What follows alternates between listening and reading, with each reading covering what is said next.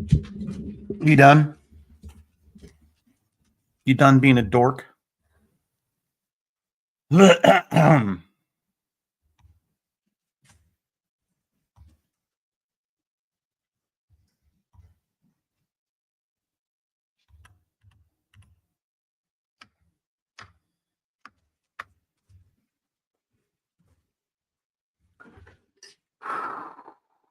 was that from?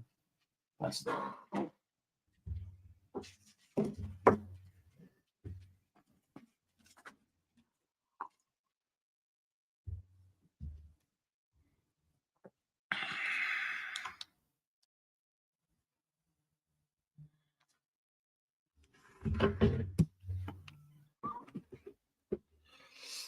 boo boo boo boo.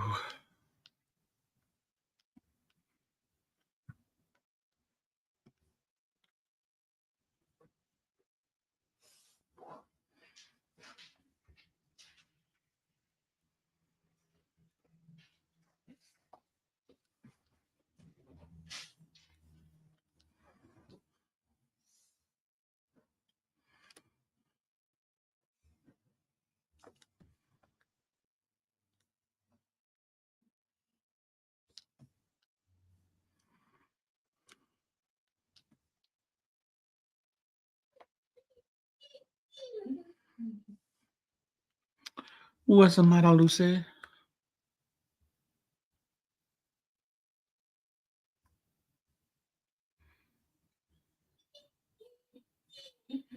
It'll be okay.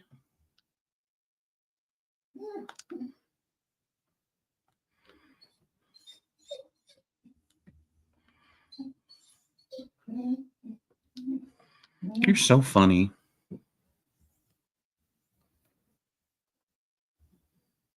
You always whine while you're trying to find your sleeping position. It's such a crisis that you can't get comfortable just yet.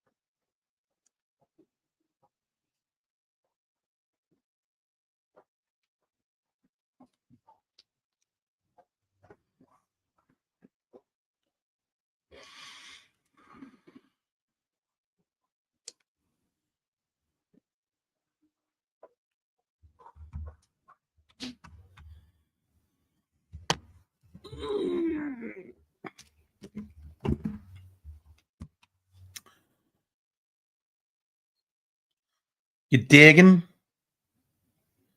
Dig, dig, dig.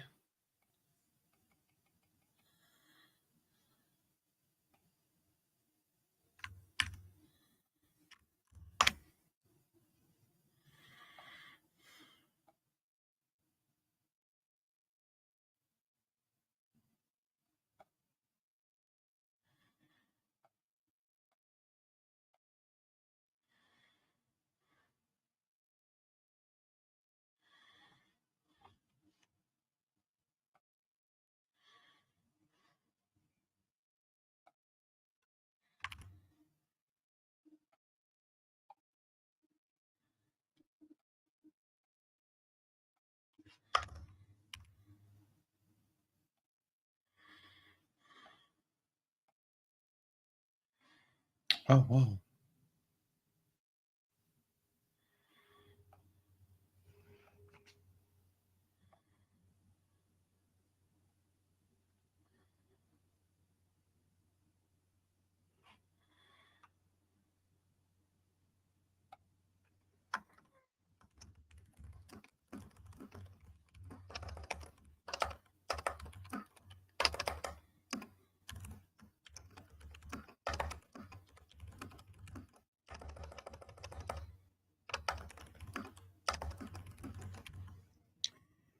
Hi, friend.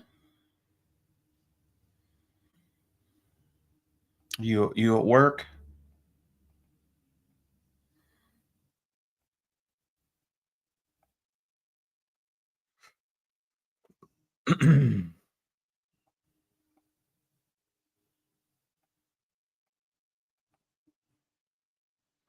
Oh, nice.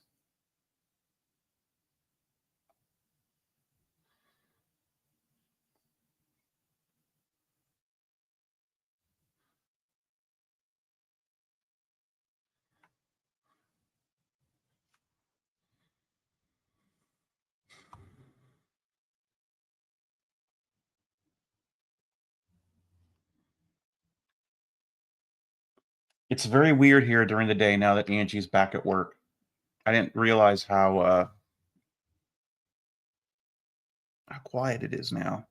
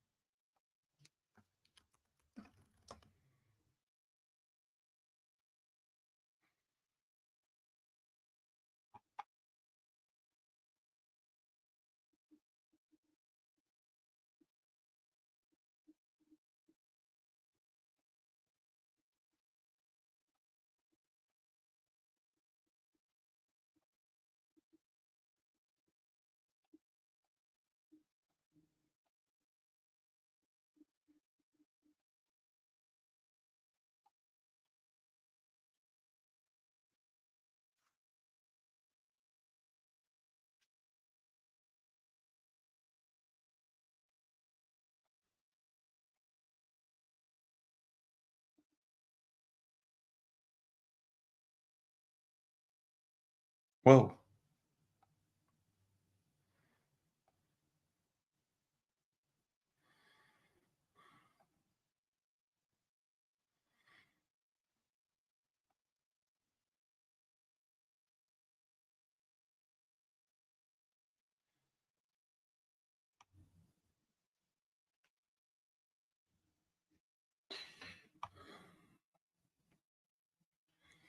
Thank you, Eric. This is something I stole from one of the very first comic books I really got obsessed with as a kid, which is Asterix. Asterix and Obelisk, or Obelix. Um, Asterix, his feather helmets would move with his mood. So this is a 100% total nod to Asterix.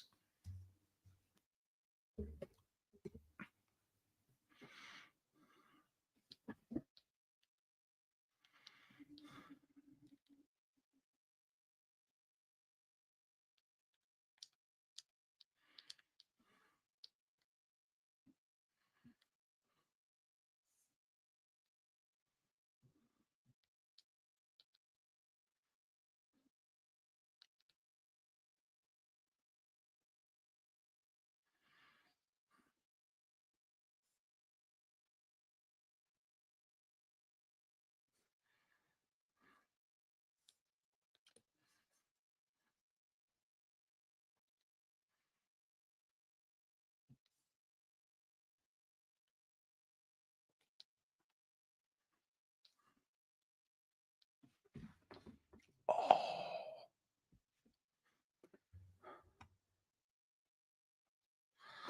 my left knee, man. Well, both my knees, but my left knee. Woof.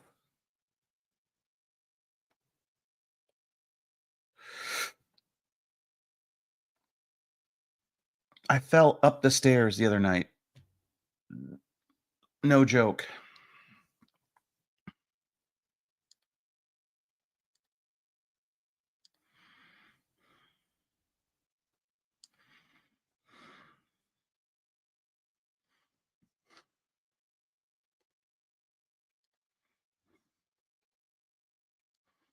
Scott, certainly you mean you fell down the stairs. Nope, I fell up the stairs.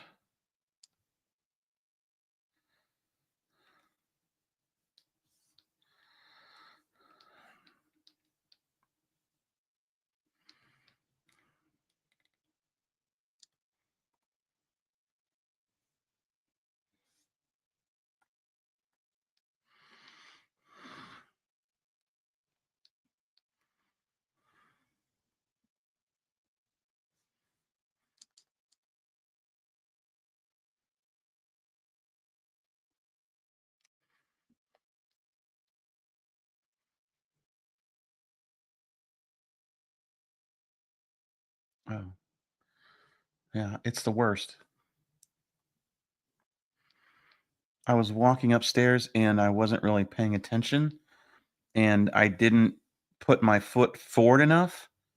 So instead of landing squarely on the next step, it just like grabbed the lip, and then the toe of my foot went flip off the edge of it and then bounced right off the step below it, and I went forward into the top step.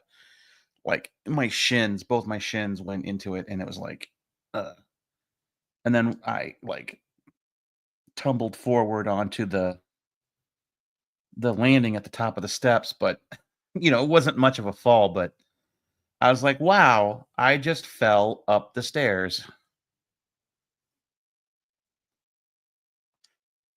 It definitely scared the crap out of me.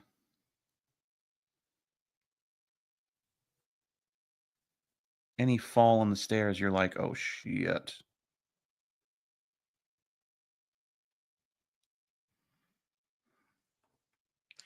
I'm like, I'm like Po from Kung Fu Panda. My nemesis is stairs.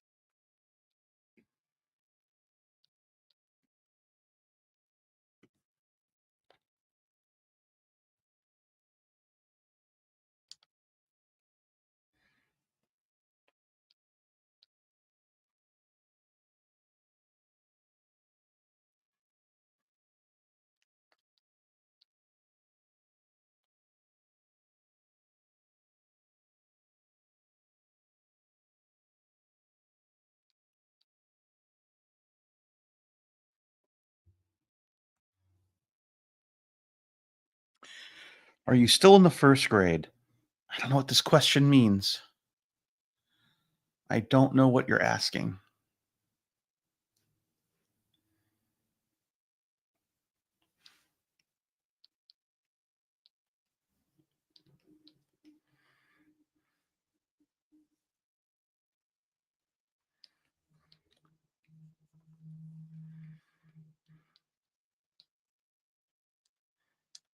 Is it because I said I had to finish the book?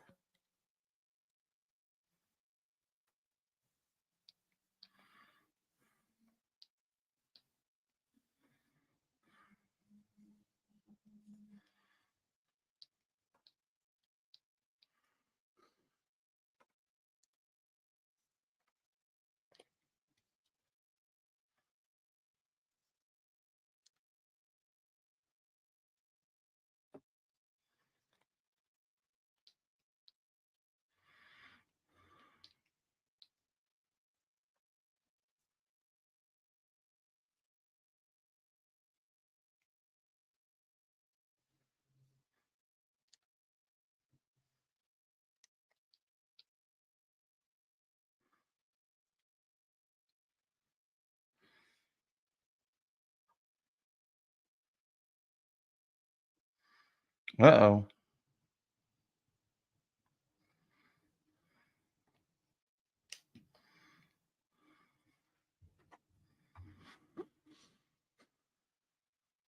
Wow. What the hell?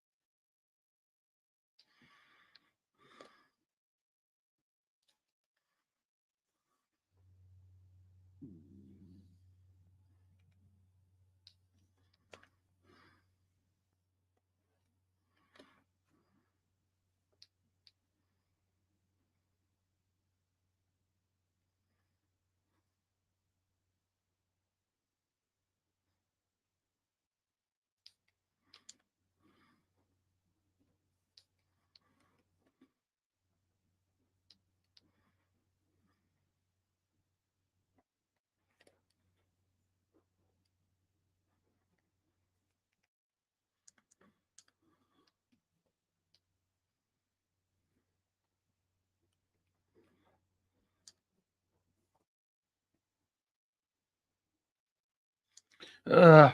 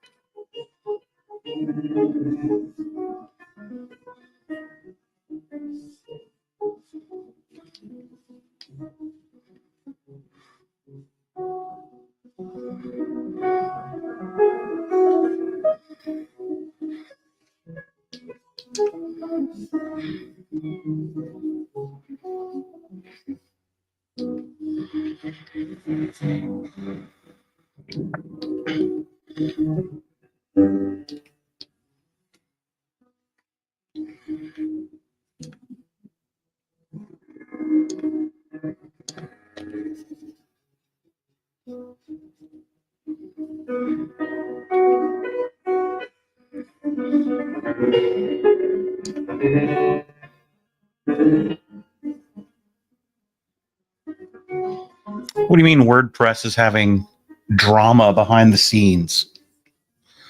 How can WordPress have drama?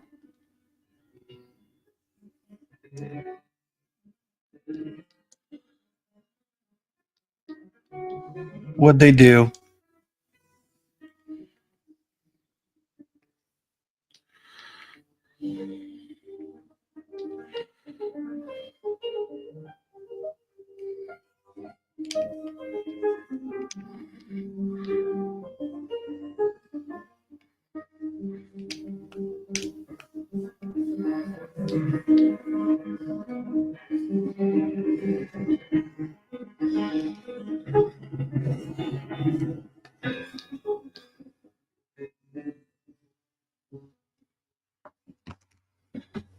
What's the WordPress drama?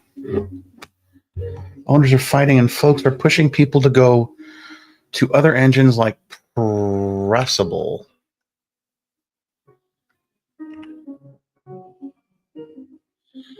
That does not look like Alan.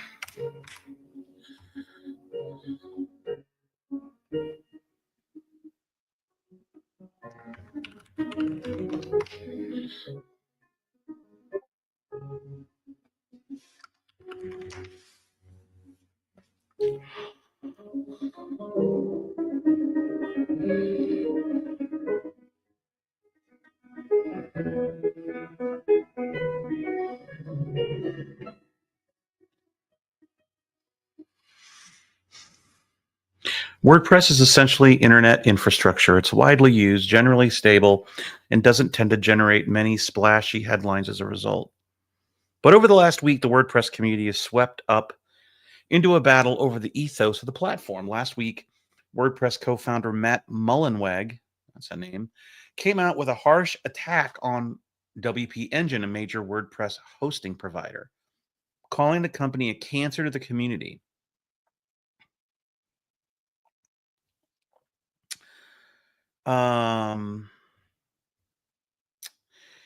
The statement has cracked open a public debate surrounding how profit-driven companies can and can't use open source software, and if they're obligated to contribute something to the projects they use in return. The conflict has escalated in the days since with a barrage of legal threats and has left swaths of website operators caught in the crossfire of a conflict beyond their control. WP Engine customers were cut off from accessing WordPress.org's servers, preventing them from easily updating or installing plugins and themes. Okay, so what is WP Engine? Oh, it's managed hosting for WordPress. Okay.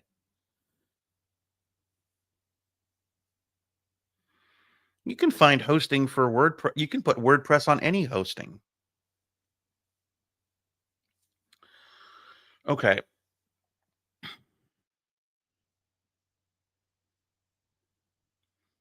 And while they've been granted a temporary reprieve, WP Engine is now facing a deadline to resolve the conflict or have its customers' access fall apart once again. WP Engine is a third-party hosting company that uses the free open source WordPress software to create and sell its own prepackaged WordPress hosting service. Founded in 2010, WP Engine has grown to become a rival of WordPress.com, with more than 200,000 websites using the service to power their online presence. Okay. So, in other words, you go and you don't have to worry about setting it up. It's already set up for you. You just get you sign up for WP Engine and your WordPress is installed and updated and okay. That's smart. Mullenweg leads two different WordPresses. There's WordPress.org, the open source project that develops the backbone of the WordPress publishing platform. And then there's WordPress.com, a company that sells a hosted version of the open source WordPress software. Just like WP Engine, Mullenweg runs Automatic, which owns WordPress.com. Data suggests that about 43% of all websites use WordPress, but it's not clear how many are hosted by WordPress.com, another party.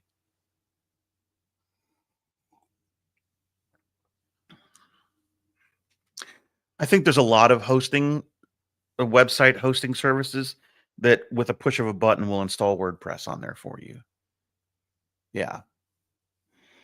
WordPress.org is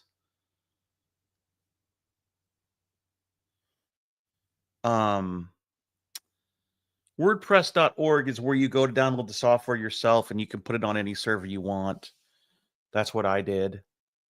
WordPress.com is like it's all managed for you. You just go and sign up and it's installed. And WordPress.com, you can't have any other site but a WordPress site because that's what they offer. Okay. So now we know. Okay.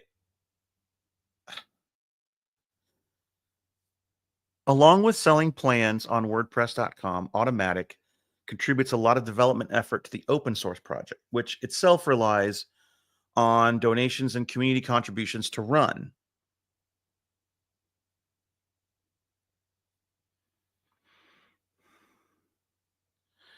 According to Mullenweg, the team contributes 3,900 hours per week. The company may not have to pay to use WordPress, but it certainly pays to develop and improve it. Okay. Well, don't they own it? I mean, isn't it their job to do that? I guess if it's open source, it's everybody's job, right? WP Engine operates a bit differently. It focuses on investing in the community through sponsorships and encouraging the adoption of the platform. The hosting platform was acquired by the private equity firm Silver Lake in 2018. And Mullenweg views it as a business that profits off of open source code without giving anything back.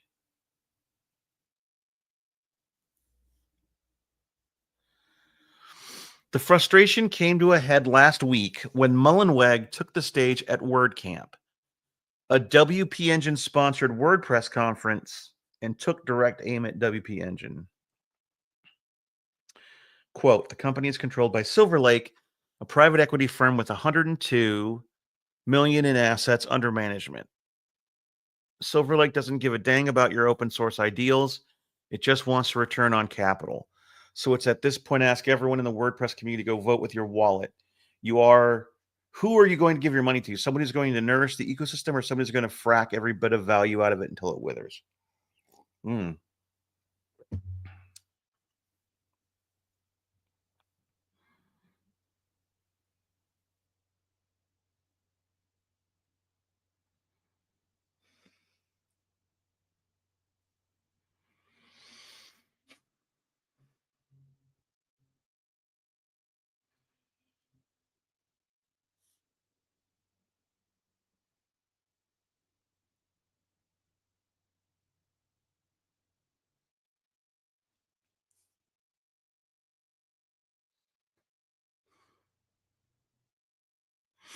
Okay. Well,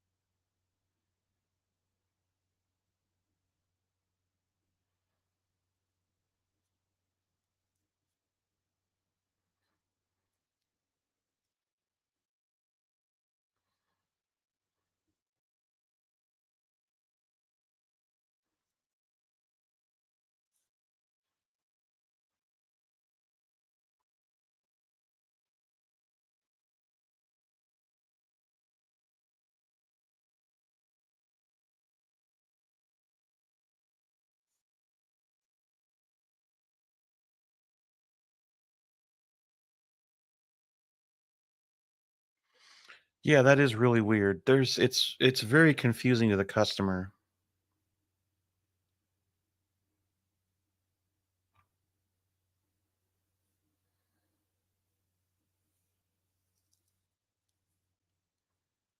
It's interesting.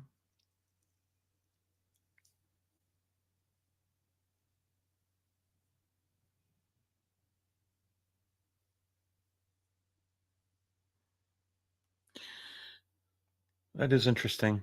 Okay. Well,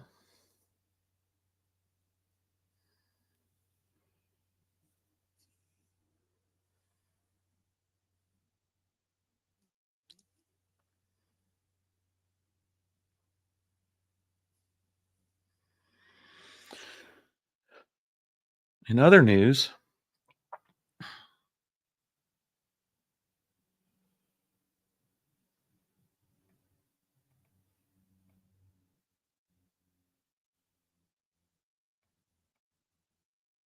Diamond Comics declared bankruptcy.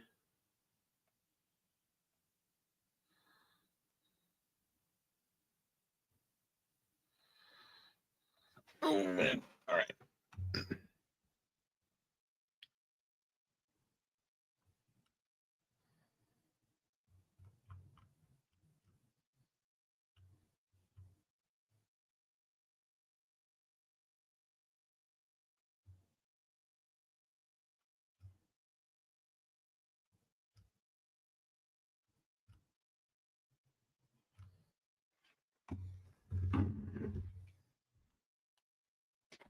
What's up, David?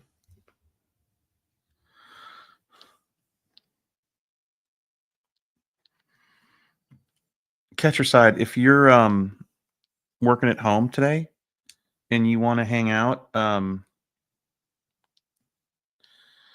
can send you an invite code to join me on the stream. Yeah, Diamond declared Chapter 11.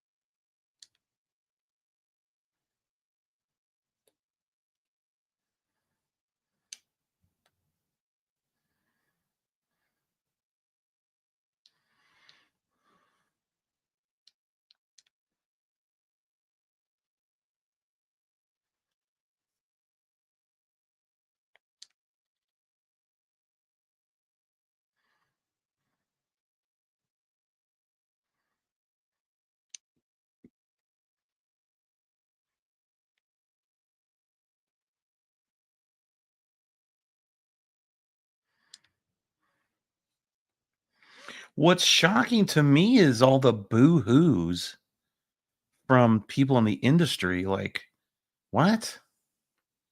Since when do we like Diamond? Since when do we give a shit if Steve Geppi goes under?"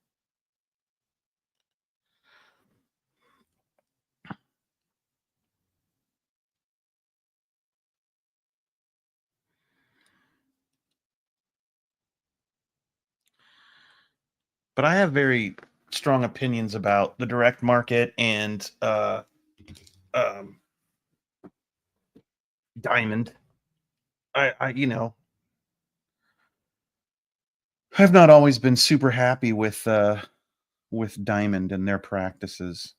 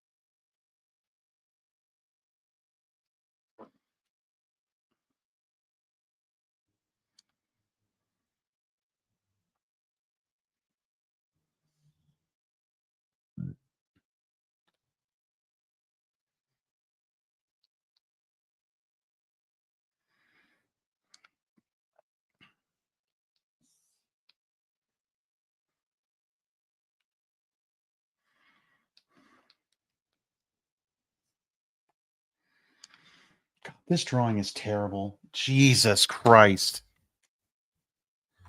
All right. Here we go.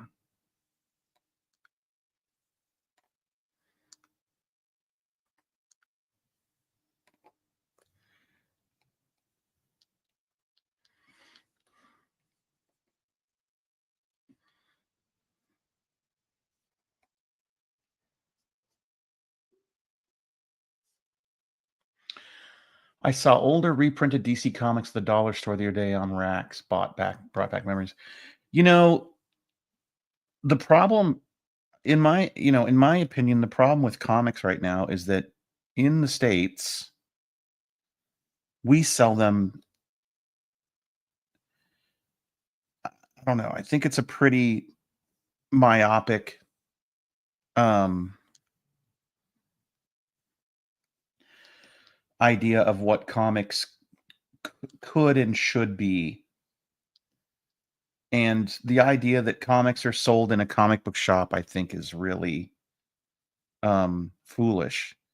And I think that's why I'm sitting here working on a kid book, a kidlit book, and not on a comic book for Image or you know, a web comic, to be honest. But um because when you get these books in the hands of kids, they eat them up. But kids aren't going into comic book shops to buy Marvel and DC. They're not interested in it. They want something else, for real. For real.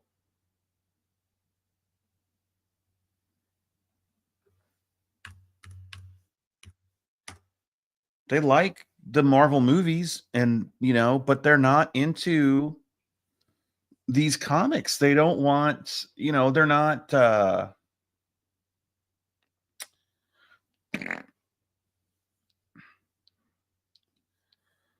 picking up Superman, they're not picking up X-Men.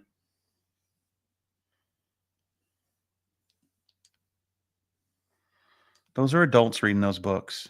It's a niche adult form of entertainment.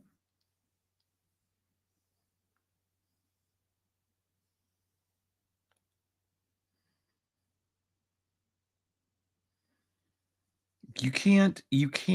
Oh, you're absolutely right, David.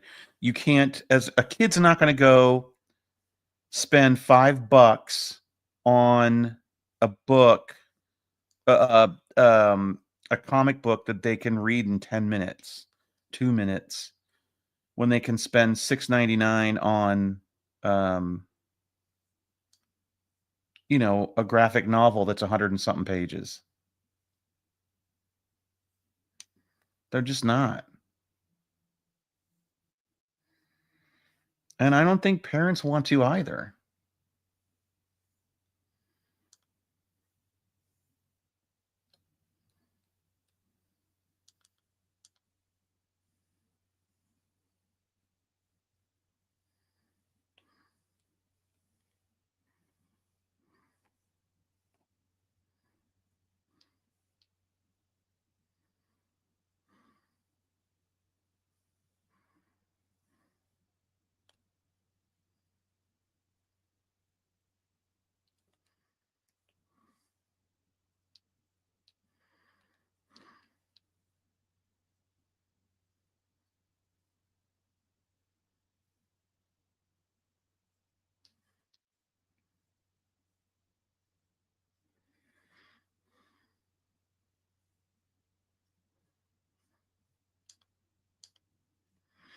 Jeff Smith was an indie comic creator when Bone was in the comic shops. Now that it's a Scholastic book, he's got a home in Florida, as well as his home in Columbus. I mean, there's a reason.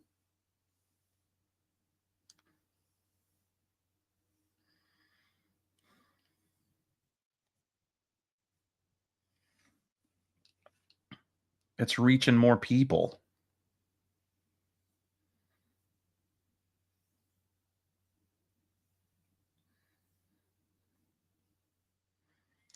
And we should definitely be doing it. If you want to do monthly books, you should do it like they do it in Japan. Imagine like if Marvel once a month had a big Shonen Jump um, phone book of all the stories that month. You know what I mean?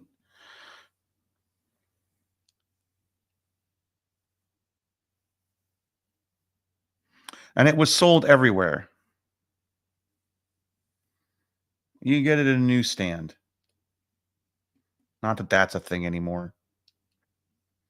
I'd buy it. I would buy that.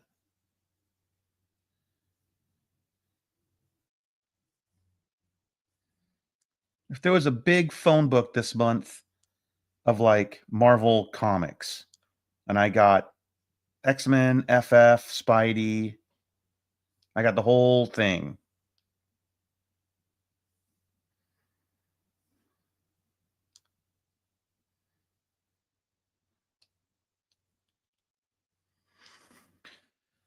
Let's go.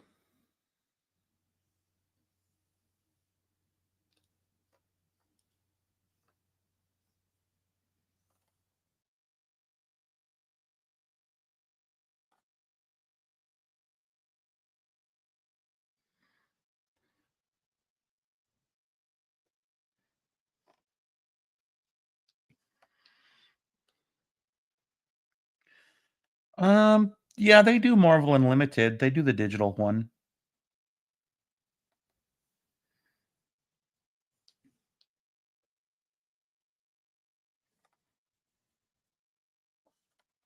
I see ads for it.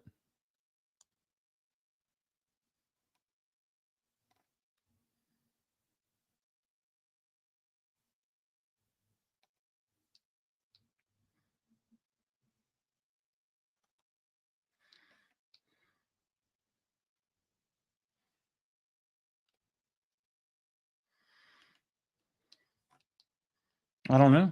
I don't know. I'd have to look it up.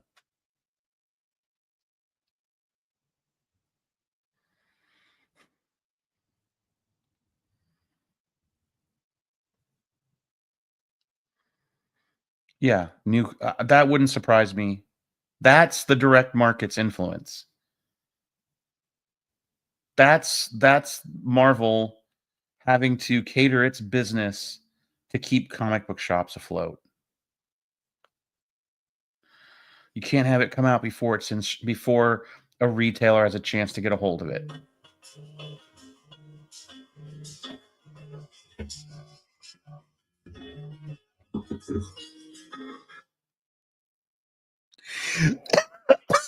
Yes.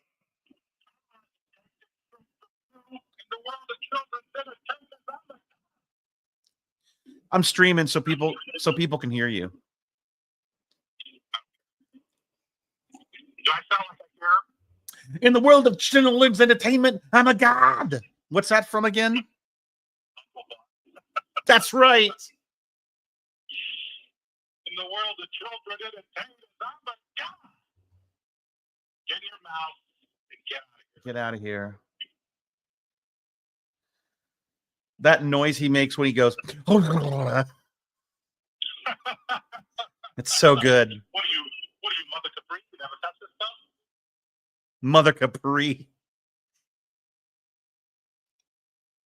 That guy, Mike Starr, is like one of the greatest character actors of the 90s. He's in everything. Yeah, he's great. So, what you talking We were talking about Diamond going under and why the direct market sucks, why I hate the direct market. So, I stopped at a couple of comic shops. By the way, hi everybody, I'm Mark Walters. I'm Scotty's friend. I'm Scotty's friend. Yeah. I stopped at a couple of comic shops today and had some pretty lengthy discussions about it. Oh, yeah? Diamond is saying that for now it's business as usual. Doors are still open. You know, they're still doing business, but I just find it interesting that both comic shops still have not received their Diamond order for this week. You know, today's two comic book days. Still waiting on their Diamond books, which have not yet arrived, which is kind of odd considering, you know, today's two comic days. And, you know, in the wake of all this news, it does kind of give you pause to think, okay, so how but, you know, as most people know with business, you know, there's different types of bankruptcy. Chapter 7, which is like, we're done to five. But then you have like Chapter 11, which is what they filed, is kind of one of those like restructuring bankruptcies to where like it's basically like a big thing. You know, we're going to give ourselves time to figure things out and hopefully get back on track, but it could go either way. Yeah. So basically, it's one of these things where I don't think anyone's going to really know what this means until there's been a little passage of time. We'll know soon enough. I mean, we'll know if it's like, you know, I think a lot of people are jumping to conclusions when they say, well, that's the end of Diamond. But I don't think that's necessarily the case, at least not just yet. But it certainly does have people questioning, like, okay, so where do we go from here? Like, for a small independent Lunar and Penguin are going to continue on. The threshold of what you know, what for you would be so small, like Marvel and DC. It's not worth it for them to do that. So, if you're selling one or two books per store, you're going to have to find a new way to get those books out there. And what does that mean? Does that mean that you have to get them directly? Does that mean someone's going to have to open up a new form of distribution for like smaller independent, you know, small press books? That's what remains to be seen at this point. But my understanding is that Penguin Random House has made it very clear that they are not going to take on any sort of quote-unquote small accounts. And I think Lunar is kind of in the same boat. And those are the only two distributors left if Diamond is gone.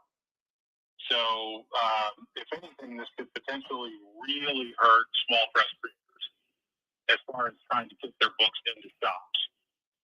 And most shops are not going to take on the small press book, even directly from the creator.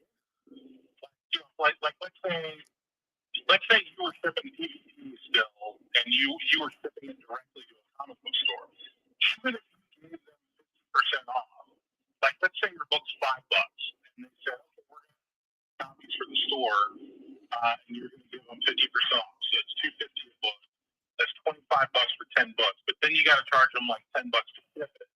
Now that's $35 they're paying for 10 books. They would have to sell 7 of your books just to break even. So that's not going to work. You know, like they're going to have to find some new form of distribution that can do it on the cheap and do it on a mass level. And I don't know what that is. You know, if there's no Diamond, who is that? Well, yeah. I mean, I don't know how well small creators were doing through Diamond anyway. Well, they certainly weren't getting the love that they used to. From who? Diamond? They weren't getting the love. Well, no, because no one's selling like that anymore. Right.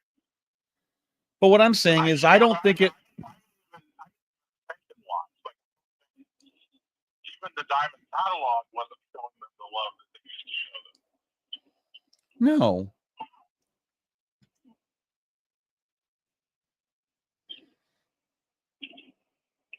I don't know, man. Not looking good. I don't. All comics. Oh no.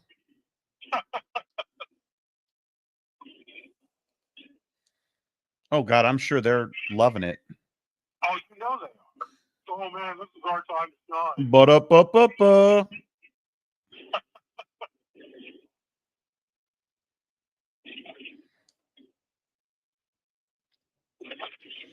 Now it's time for Cyberfrog to sweep the nation.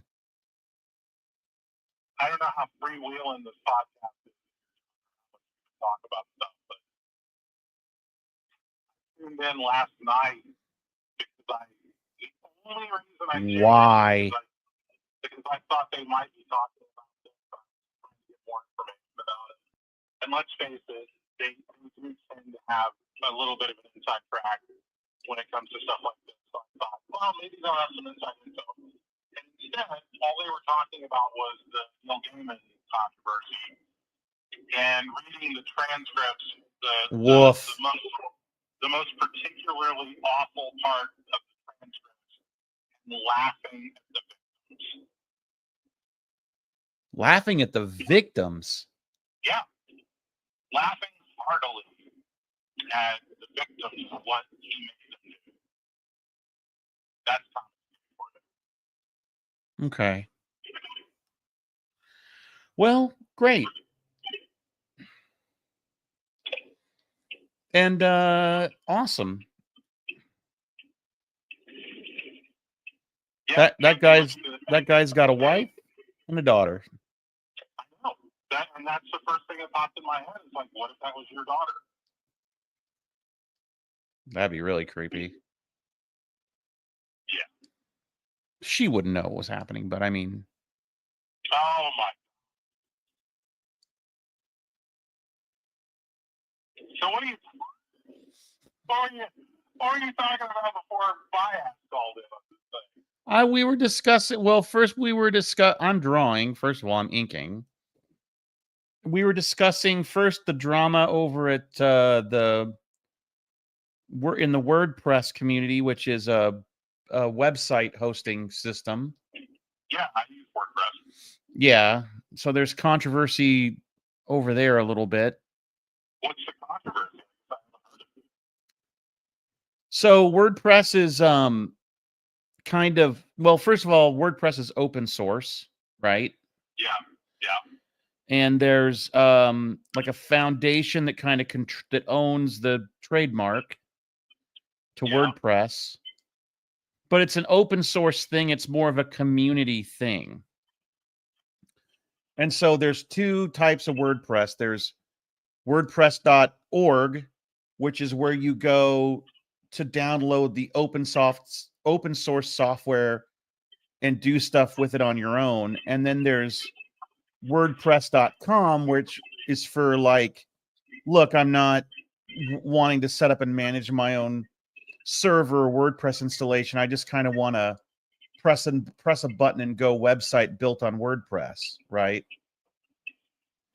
So the org is a free open source software anyone can download and use, and the .com is a for-profit business that hosts websites for you. Okay.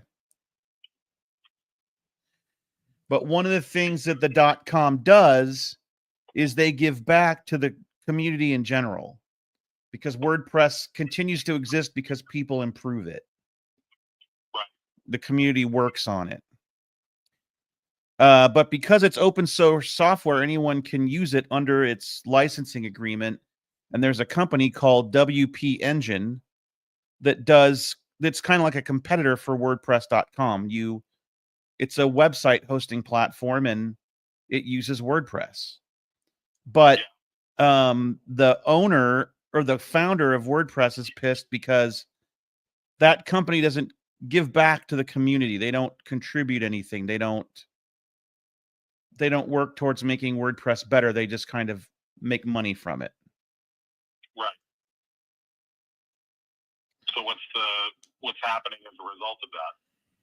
A bunch of infighting, and then some lawsuits that went back and forth when tempers got high over the trademark. Basically, the founder is claiming that they're causing confusion in the marketplace, and sent him a cease and desist. And I stopped reading kind of at that point because, I mean, if you have open source software and they're abiding by the licensing agreement, that's kind of, I mean, like, it sucks. They should give back to the community, especially if they're making good money from it, but they're not obligated to, right? You can't legislate morality. So, yeah. Well, I'll have to look more into it. I hate to do this, but I'm going to have to jump off here. I'm actually heading into a doctor's appointment. Oh, it's the brush off? Oh, it's the big brush off? The brush off. How does it feel? How do you like it? Well, just call me later. I love you. I love you too, Scotty. All right, bye, Mark. Okay, bye. I love that guy. That's Mark Walters. Mark runs some comic book shows in Dallas, and I've known him for decades. Good guy. And he can really, really make me laugh.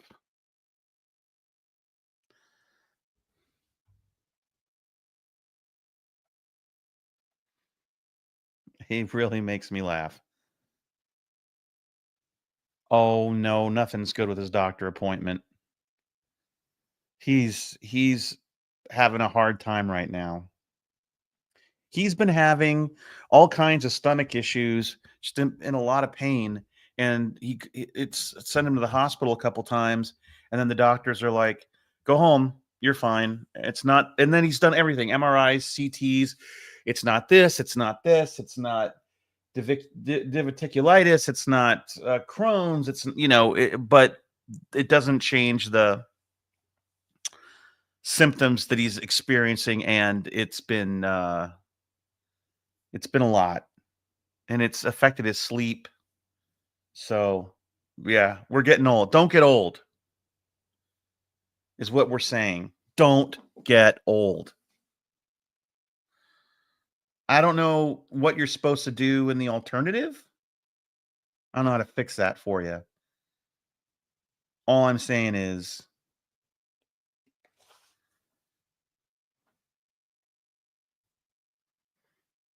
shit gets real fast when you get old. It gets real when you get old. All right, well,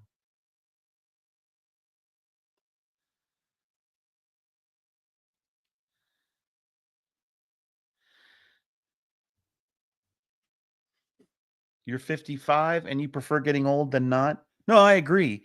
I would like to still be alive. I don't like the getting old part. I'm 53 and I stood up. I was sitting on the edge of the bed yesterday morning, and when I stood up, both my knees went they sound like bubble wrap. My knees. It was awful.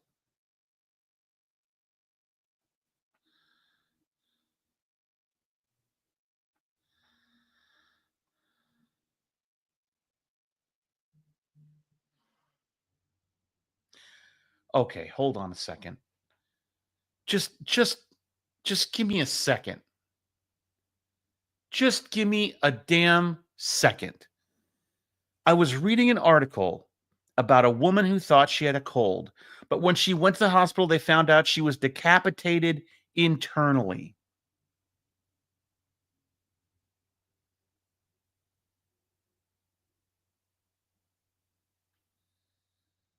I don't want to hear more about that.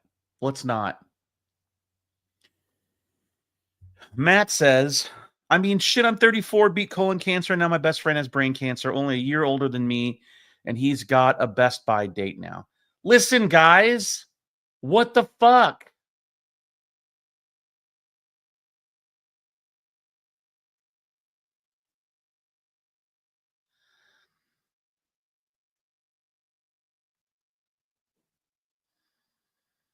Ugh. Come on.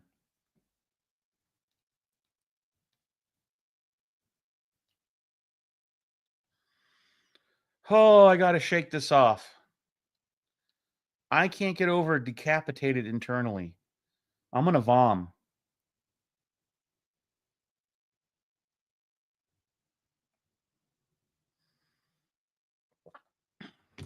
I got to call my brother on this one. I got to look this up. I got to look it up.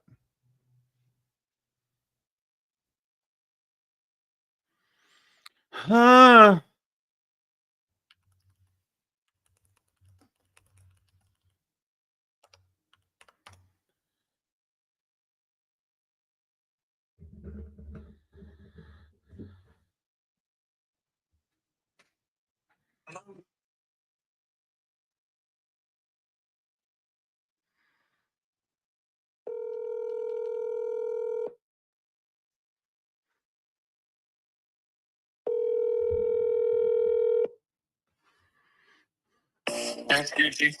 You okay? Hey, first of all, I'm streaming and people can hear you. Okay. One of my people in my chat just unlocked a new fear for me. You ready for this? Awesome. So you're gonna share it with me? Yeah. Oh, yeah. Immediately.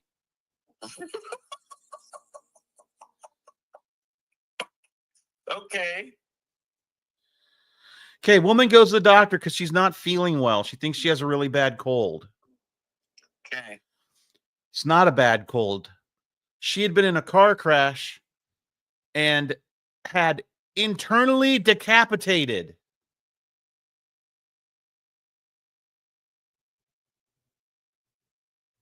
What do you mean? I mean, in the crash, her skull became detached from her spinal column. Okay. But just kind of held in place there. And she Okay. didn't die from it. But her neck had broken away from the skull. Okay. Only skin and muscles holding that shit together. Okay. Yeah. But she was able to move the rest of her body? Yes, everything was just held in place by the. Oh. Okay, so they went and fixed her up, right? They fixed her up, but her head was decapitated inside. But she lived. I don't know. Did she live? She might have. It's rare. Most people die from it. How about that? Okay. Oh. All right. I got rear-ended that one time in my friggin' Xterra, and the whiplash was bad. And I didn't even know it was whiplash, and my whole friggin' body hurt, and I couldn't figure out why. All that shit, because that person hit me, and it was a red light, and they just hit me out of nowhere, like 20, 25 miles per hour, 30 miles per hour. Friggin' my world. Maybe I'm internally decapitated. What? Right now. It would explain a lot, you being internally It would. decapitated. It would. Would explain a lot. All right. That's all. It's a new thing to worry about. Hello? Did you mute your phone, old man? Ew. You! Why do you want me muted? You went dead for a second there, and I go, hello? Did you mute your phone, old man? But no, I didn't. You didn't stop talking for a second. Okay. Jesus. Did you give your notice yet? So much energy. That bad energy. No, I'm going to give it on Friday at the end of the day. All right.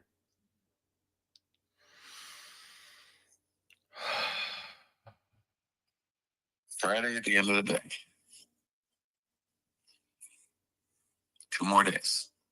All right. Although I have to meet with my boss in the next 30 minutes to go over shit that doesn't matter because she doesn't know that I'm going to give my notice in 2 days. Well, if she's listening to this, she does now.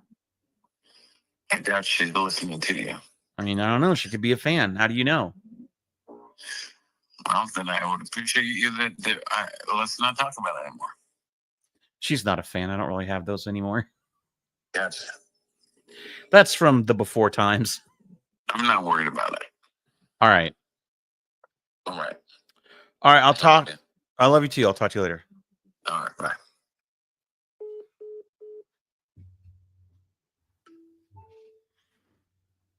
That's my piece of shit brother.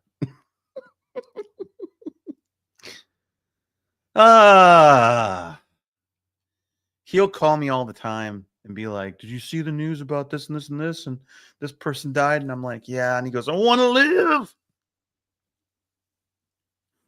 Whoa, whoa, whoa. Israel and Hamas agree to a ceasefire deal? Holy shit.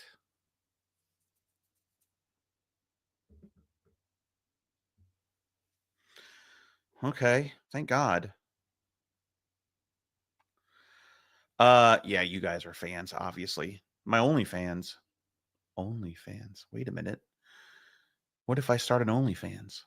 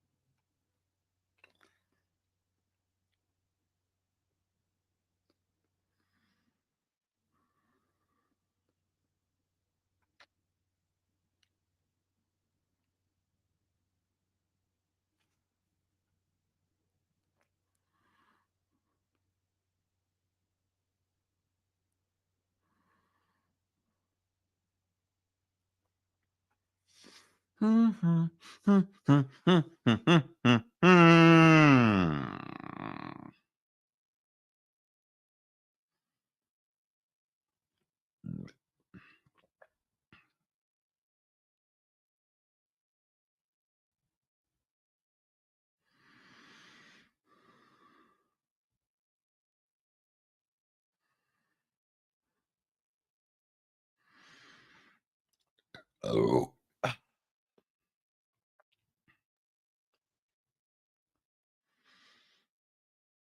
The new Daredevil trailer did not. I mean, I'm sure I'll love it. But it did not impress me that much.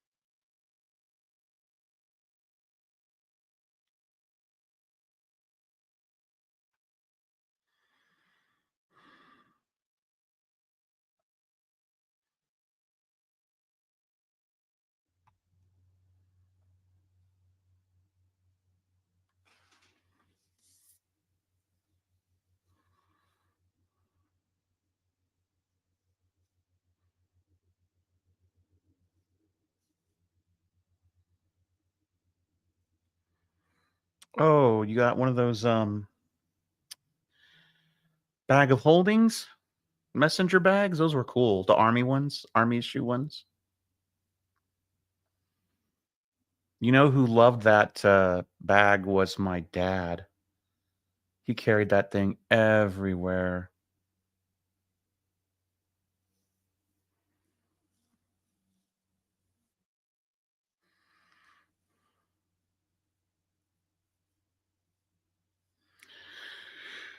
Okay. Here we go. Back to this.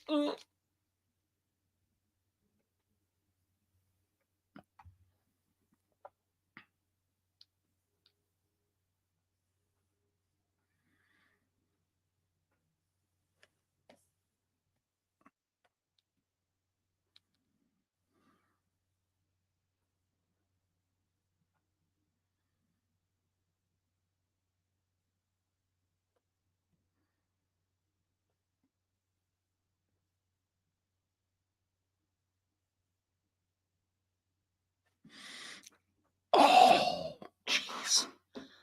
Every time I straighten that knee out, pop, pop, pop, pop.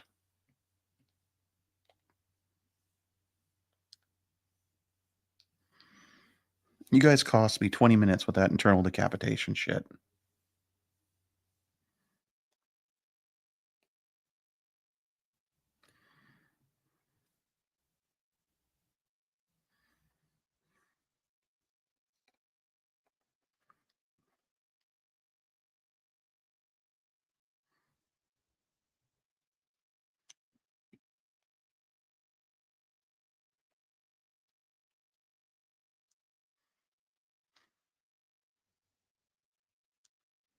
Oh, man.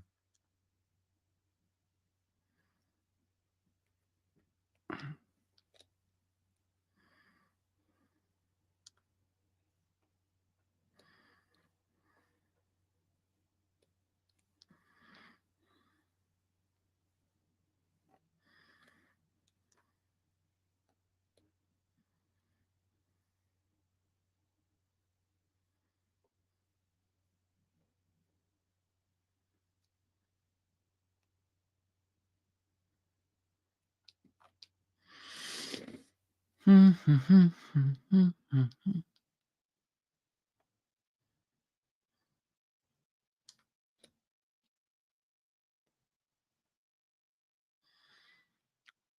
bum, bum, bum, bum. Na, na, na, na, na, na, na, na. Oh, push it. Push it good. Oh, push it. Push it real good. Mm, mm, mm, mm, mm, mm, mm, mm, mm, mm, mm, mm, mm.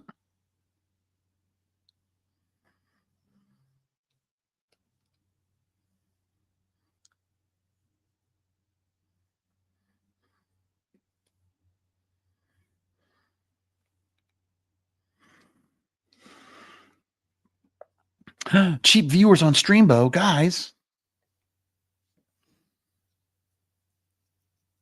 There we go. I can get cheap viewers over there.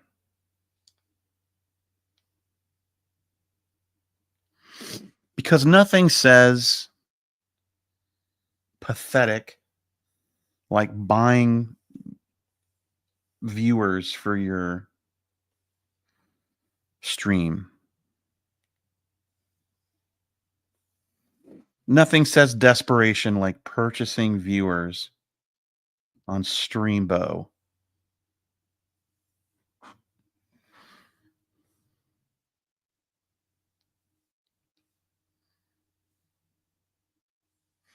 What would the point of that be?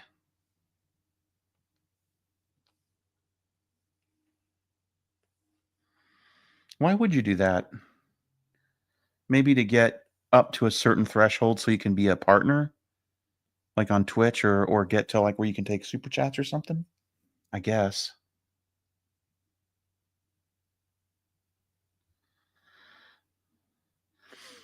When you simplify elements from a photo source, is there anything in particular you think about and find the underlying shapes, or do you just sketch brainstorm until you find it? That's a good question. I don't know. I probably don't think about it as much as I should. You're definitely trying to stylize it.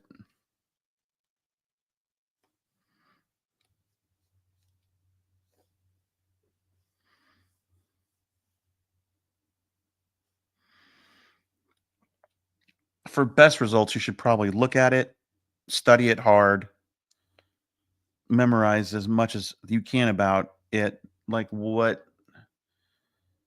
it is that um you want to carry over, and then draw it. Because I find that if you work like directly from the photo underneath, sometimes you end up working way too realistic, and you're tracing, you're not really interpreting. You're not simplifying.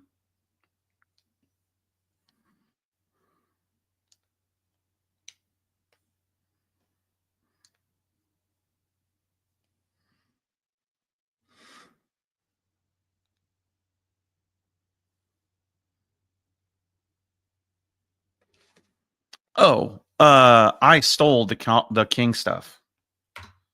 I stole it. Here, let me show you.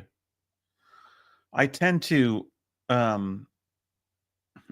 like to call it an homage, but there is shit from my past that sticks with me. And when I knew Cole was going to dress up as the king, I kept thinking back to this cartoon I watched a lot as a kid that makes me laugh still to this day. Whoa. The hell is that? Is that Photoshop? Don't save that. Close Photoshop. But do you remember this? Arise, Sir. Arise, Sir Earl of Sandwich, the of pork, loin of pork. Arise! He kept hitting him on the head. Arise! The milk of magnesia. Yeah. Am I old enough to remember the King Vitamin cereal? No. But I bet it's got a rad 60s era. Let's see. King Vitamin cereal.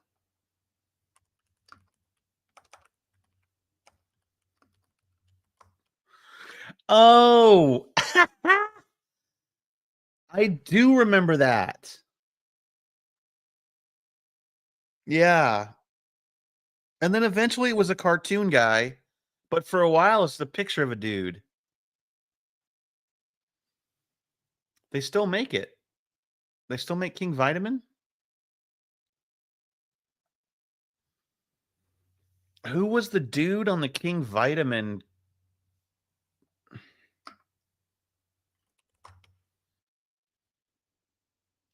George Mann portrayed King Vitamin in television commercials and on cereal boxes from 71 until his death in 77.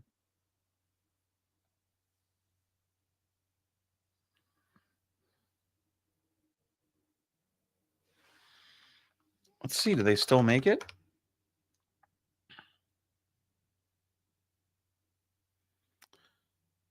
You can buy it at Walmart. No, wait. Yes. Quaker King Vitamin cereal.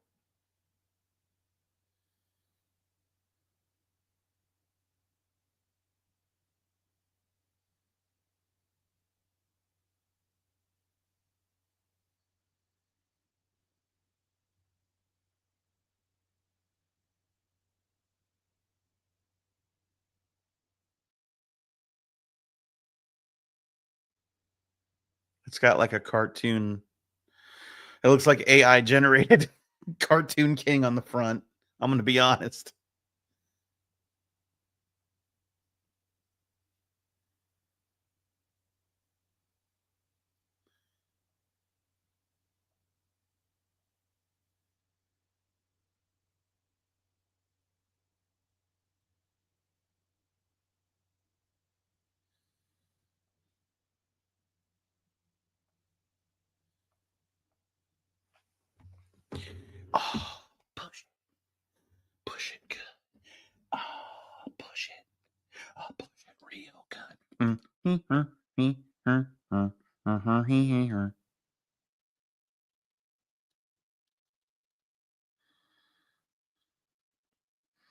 It's awful. That art on that box is awful.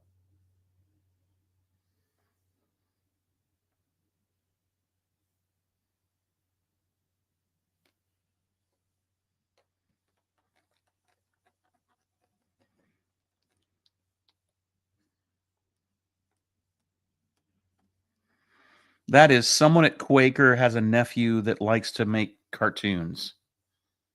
And they gave him the job of designing King Vitamin because nobody buys that cereal and who gives a hell. The kid's thick in the head, and if I let him do the box, it'll get my sister off my back. That's what that was.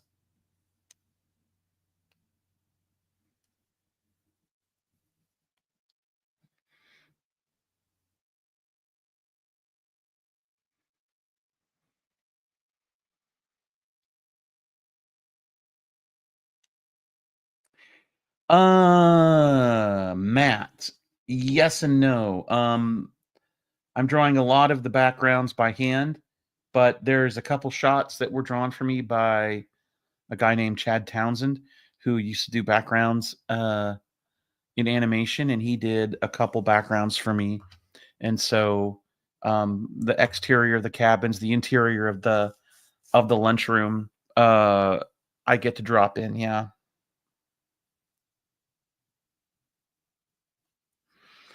Convenient.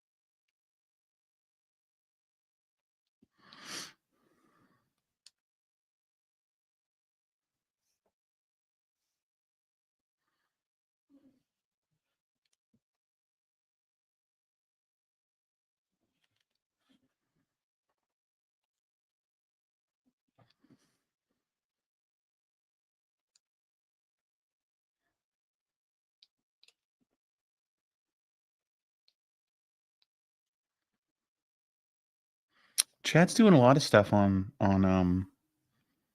Indiegogo and I don't know if he's Indiegogo or Kickstarter, but yeah, he's doing some um awesome independent graphic novels.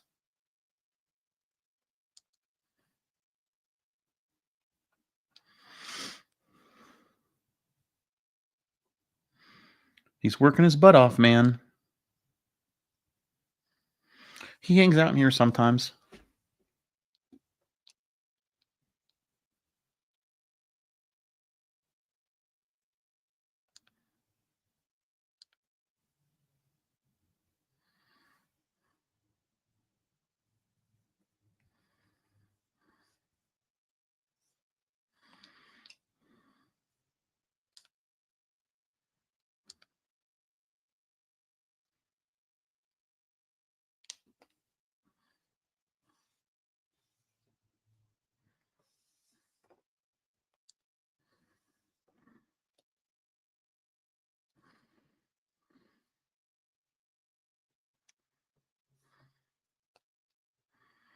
Oh shoot. No, wait. Right, she's not. I got rid of that.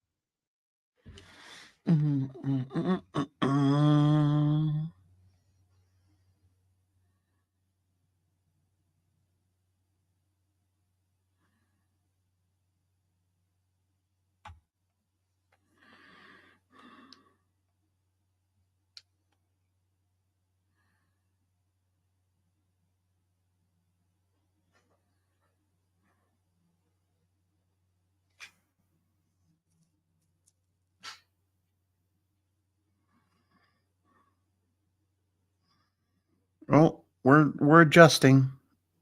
We're adjusting. There we go. Now we're comfortable.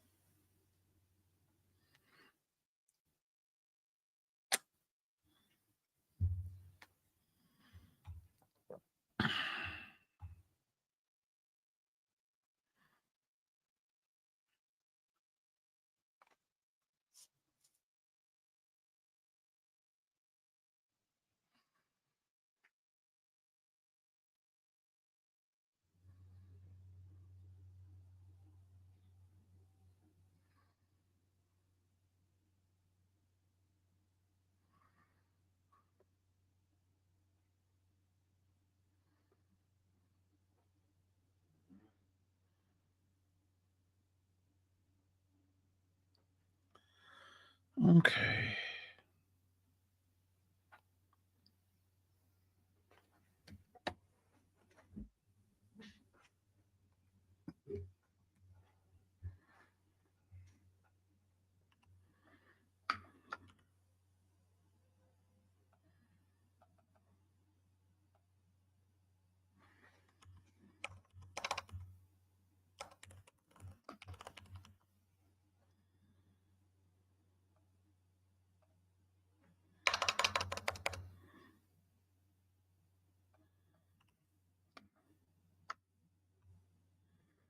My editor wanted me to zoom this out a bit. Ugh. What happened here? What's this? What's what? Oh no, what I do?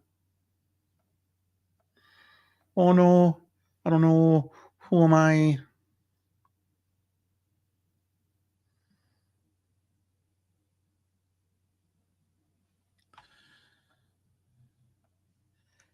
I forget what you do, David. I thought you were like I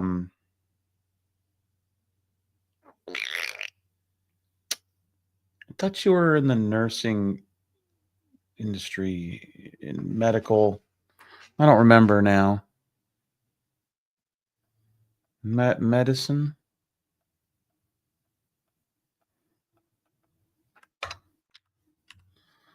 Medicine?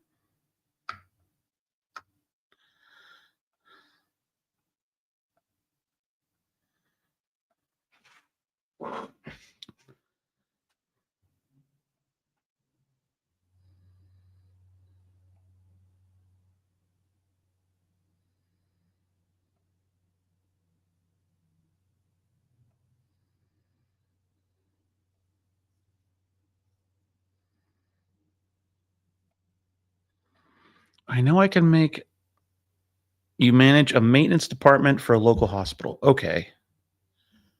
Maintenance. Nice. I know there's a way to do a border with rounded corners, but I don't remember if you can change it once it's done. I don't think you can. I think you have to set it up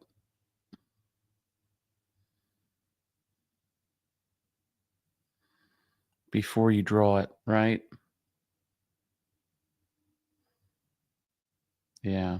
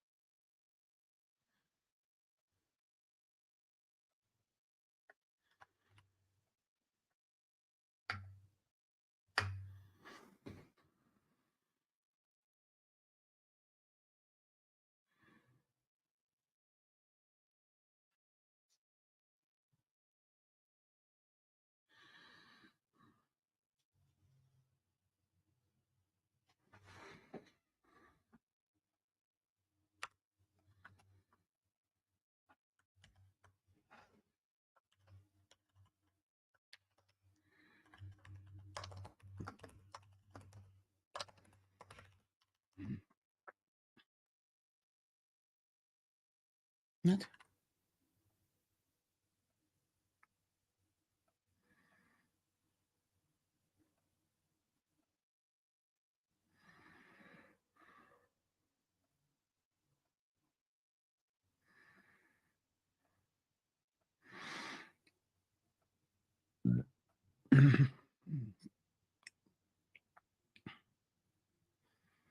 Yeah, he is.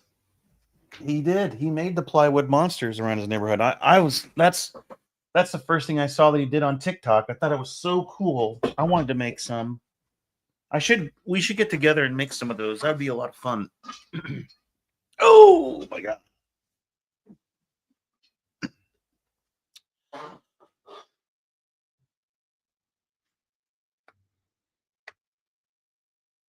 Isn't that fun?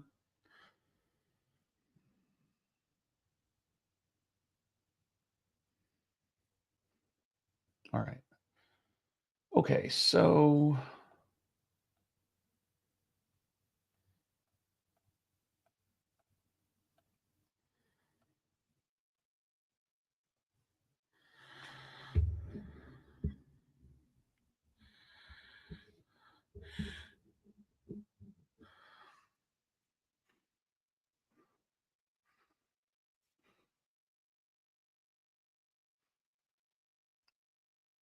wow. So you just leave them around your neighborhood? You don't get in trouble?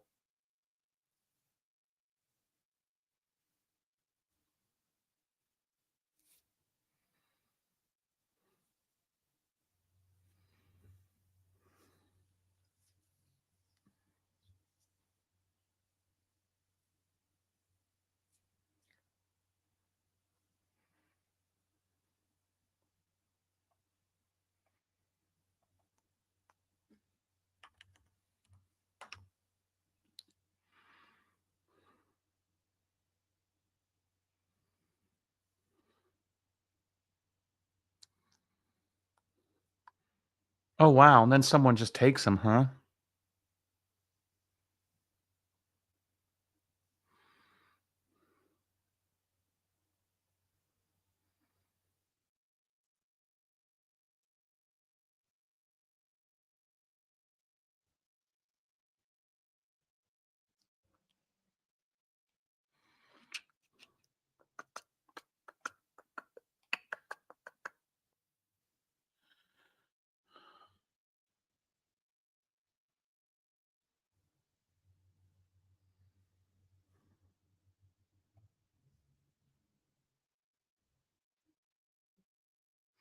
What?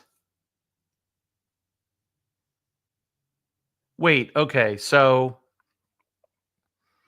you put up a plywood piece of like a plywood character. You drew something on plywood, you painted something on plywood, and then where did you leave it? And then later you found it at the Fred Meyer on their employee appreciation board. How big was it?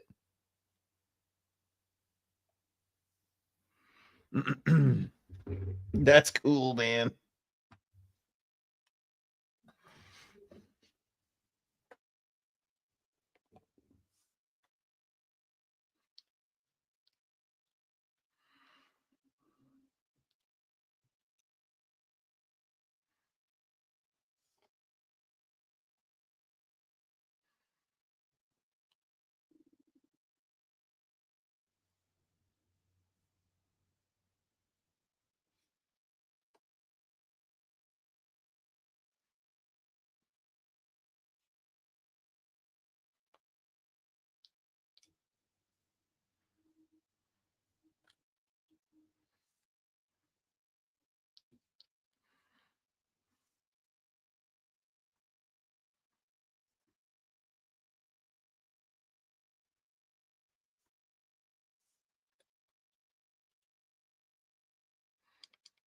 Mm-mm.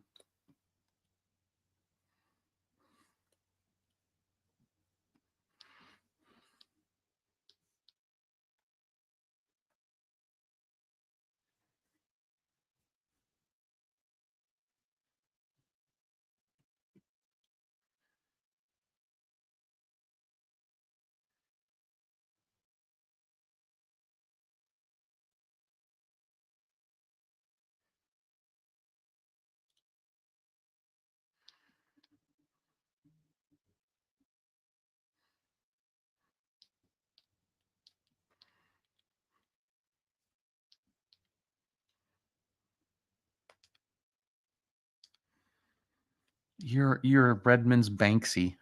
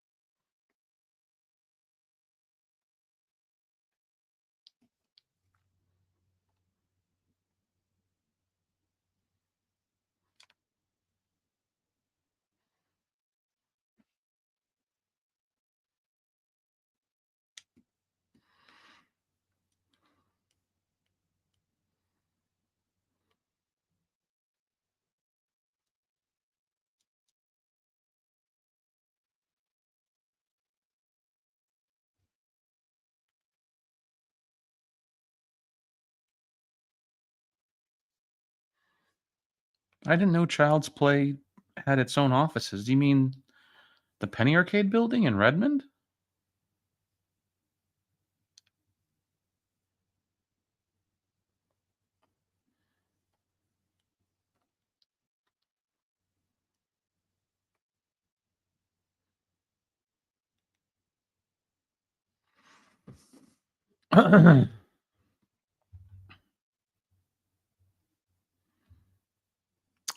Do you prefer coming up with the stories or drawing them? Ooh, I like both. I mean, I guess I like drawing better because I love drawing, but it's hard for me to draw something and not come up with a story in my head. Uh, yeah, I mean, they both are the same thing to me. They both go hand in hand. I've always wanted to tell stories. I've always wanted to have characters that interact. So, yeah.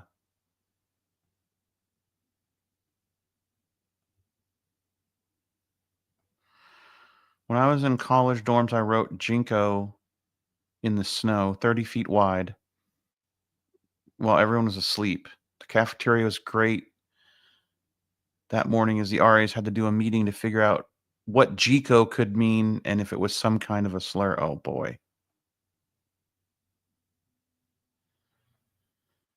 Would you ever collab with a writer or do you need it to be your story? I've collaborated with people before. I think it's fun. Um, I'm about to after I finish this, my first project is to illustrate I'm going to be illustrating a story for Dave Kellett's Drive comic and someone else wrote that. Um, so every once in a while I like to do it, but mostly I like to at the very least contribute and be a co-writer. Um, I love collaborating. I mean, this book is a collaboration. I'm working with some amazing editors. So,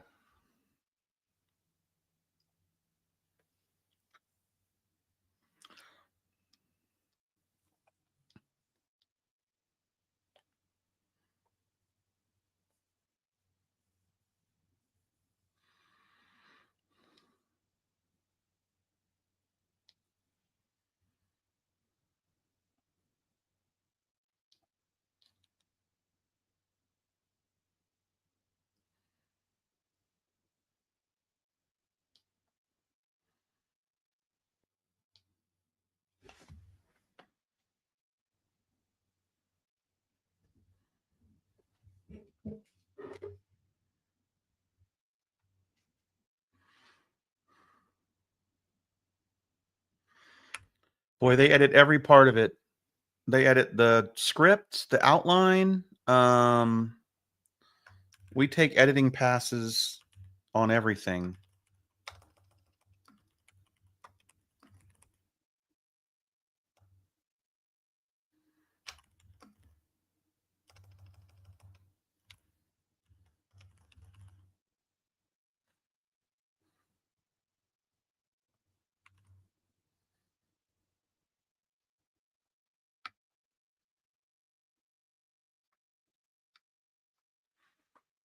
They edit my script. we edit the panels as I draw them. For example, the edit on this page, one of them says that my editor said that one panel we should kind of pull back and make it more an establishing shot. So yeah, it's collaborative all the way through, every step of the way. You know, everything's about making the book as good as it can be. So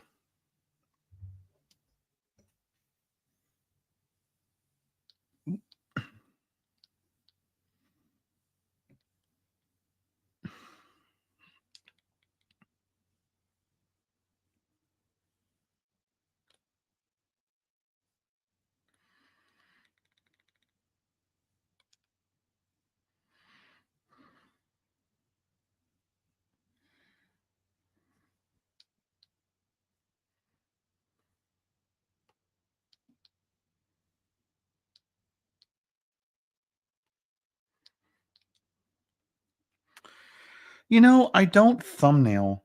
I can barely pencil. It's hard for me every time I sit down to thumbnail something. I end up focusing on. They end up being pencils, you know. And when I sit down to pencil something, they end up getting refined to the point where they probably could have been inks. Like I'm really bad about that. I'm not good at just, you know, being really sketchy and I should. Some editors want thumbnails first. Luckily mine doesn't.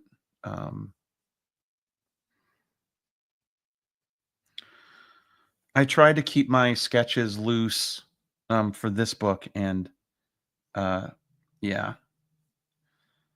it was difficult.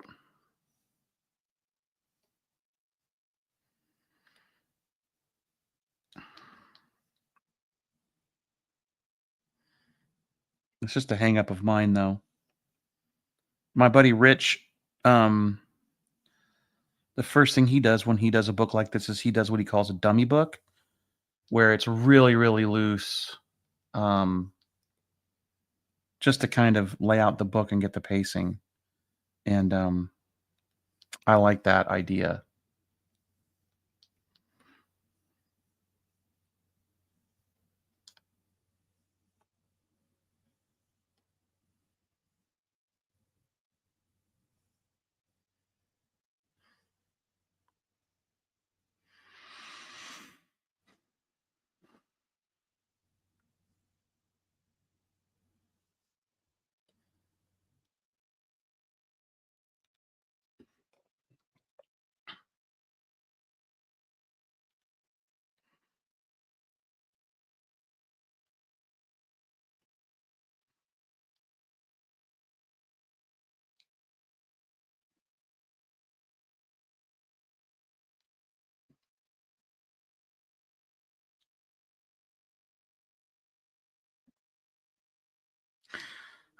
Come on.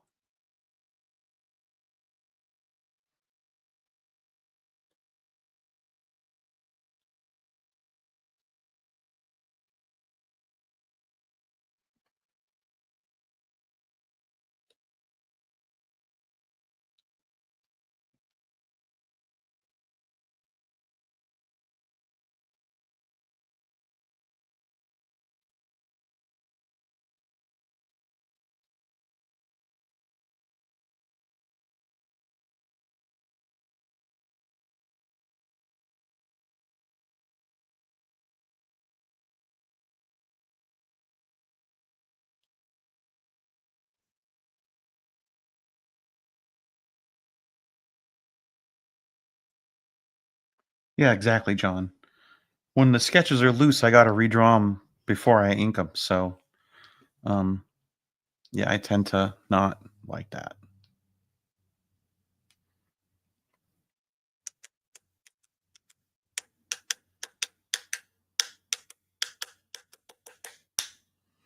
It is Cole. In this story, the kids are at camp. They're at like a summer camp, and I decided to make all the camp counselors the PvP crew.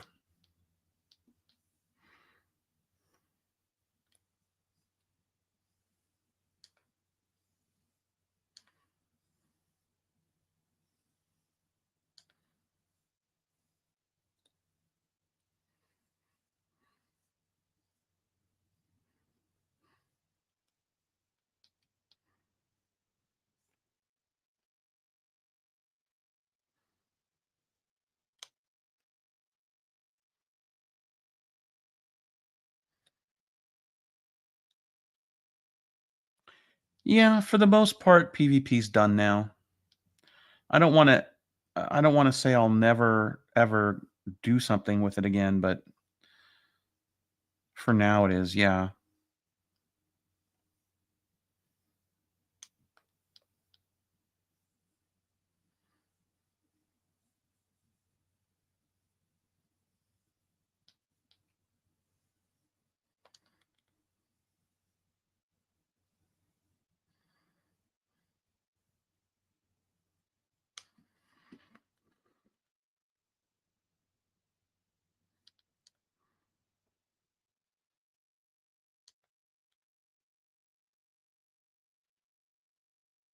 Um.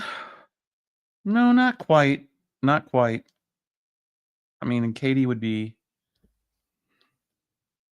Katie is not. She could show up as a little kid, I guess.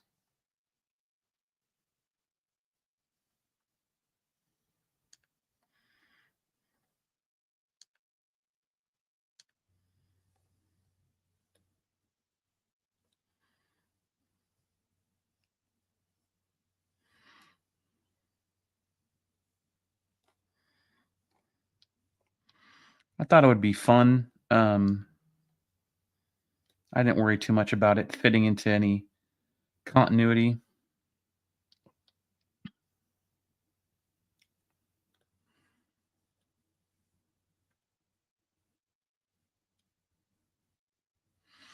When I first started um, writing ideas for this, um,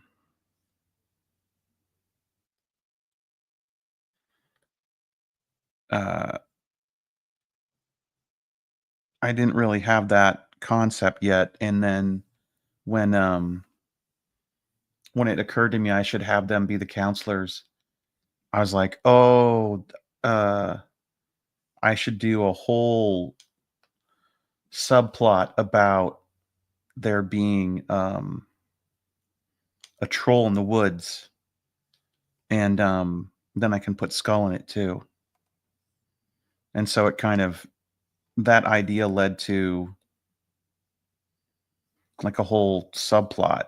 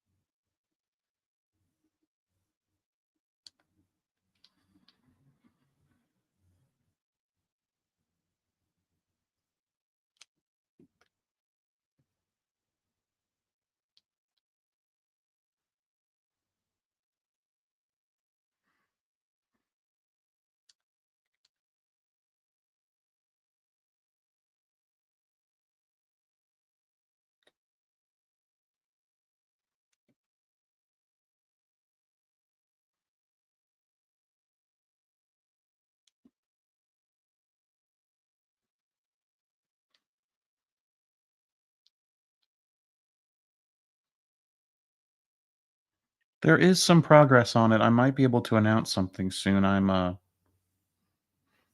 There's an opportunity for me to work with some people to help me get that done, or at least fulfill some of it.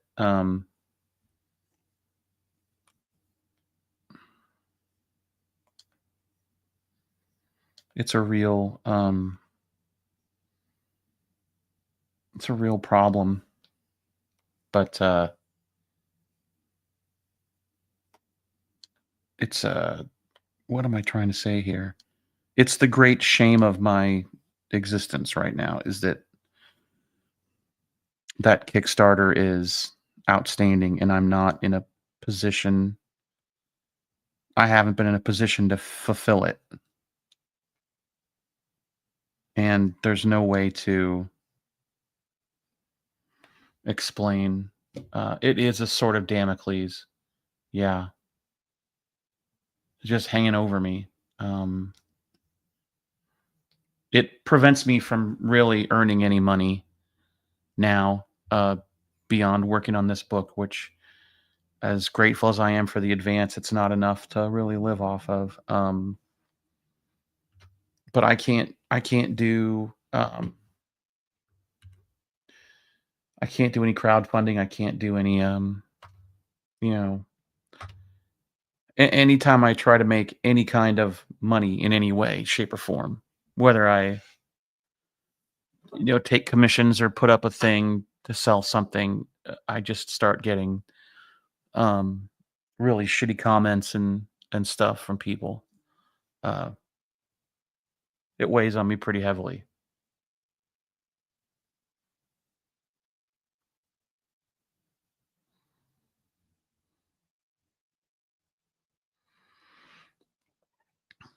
The problem is that when we put that Kickstarter up, it was based on, when you put up a Kickstarter, when you crowdfund something, you do a lot of math and you get quotes, and it's already um a tough game to play, because the amount of time between getting a quote to print something and the time you actually go to print it, prices can fluctuate.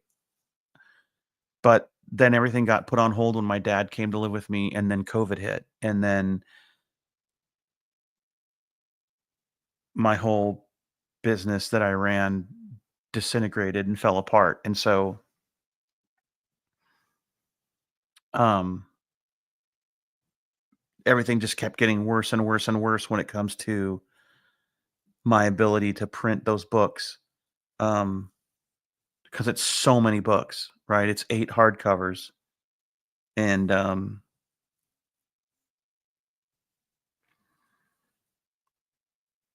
it was going to be a monumental task when we had a whole team working on it, and we had a whole company earning, grossing, 300 to 400K a year, paying a bunch of people and going to 6 cons a year. And it was going to be a tough job then, and that doesn't exist anymore. But the the burden of fulfilling it still exists, and now it's just on me, and I'm just one cartoonist with no ability to fulfill it physically, um, financially, or time wise. I just can't. I don't know what I'm going to do to get 8 hardcover books out. Um, Now I could send them digitally to everybody, but I don't think I'll ever be able to make everyone whole. Um,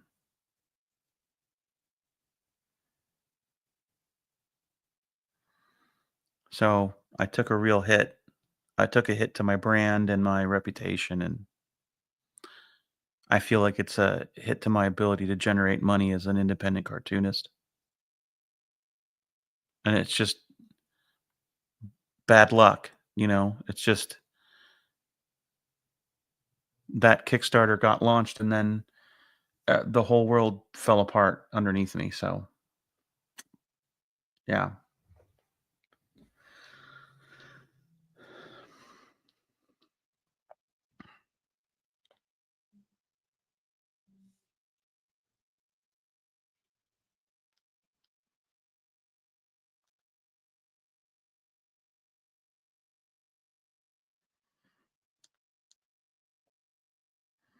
It's a real sob story, guys.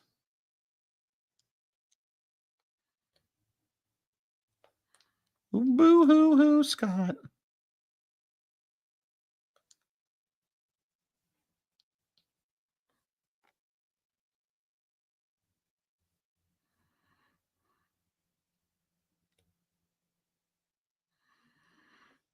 So yeah, it's awesome when I post a Substack and I'm like,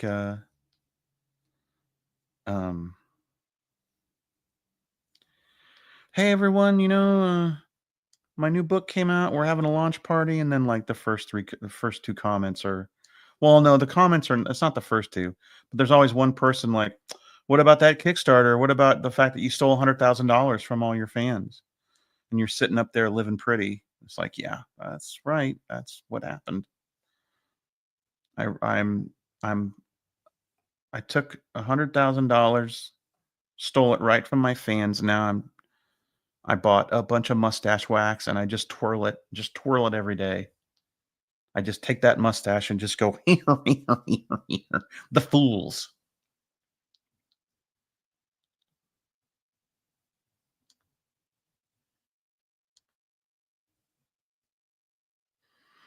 Well, what happened to all that money?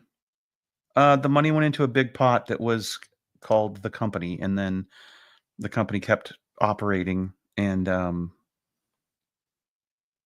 then the company went to shit because I could no longer work, and there was a global pandemic, and everyone that worked for me had to go find a way to survive.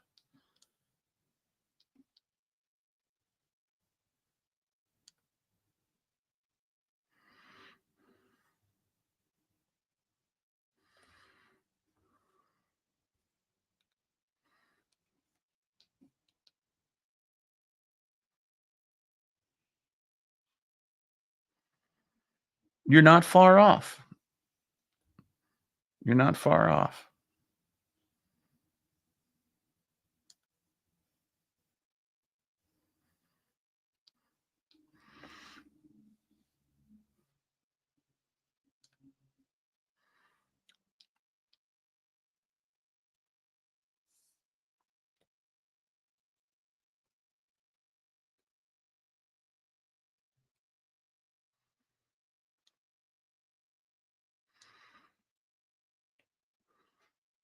Here's the great news. Trump's going to tariff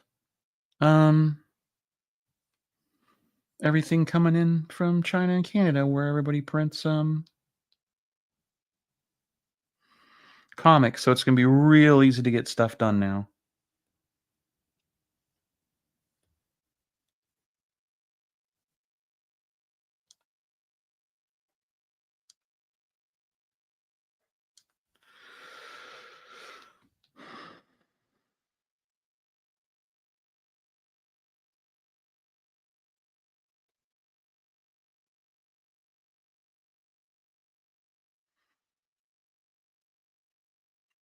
Oh, everybody's struggling.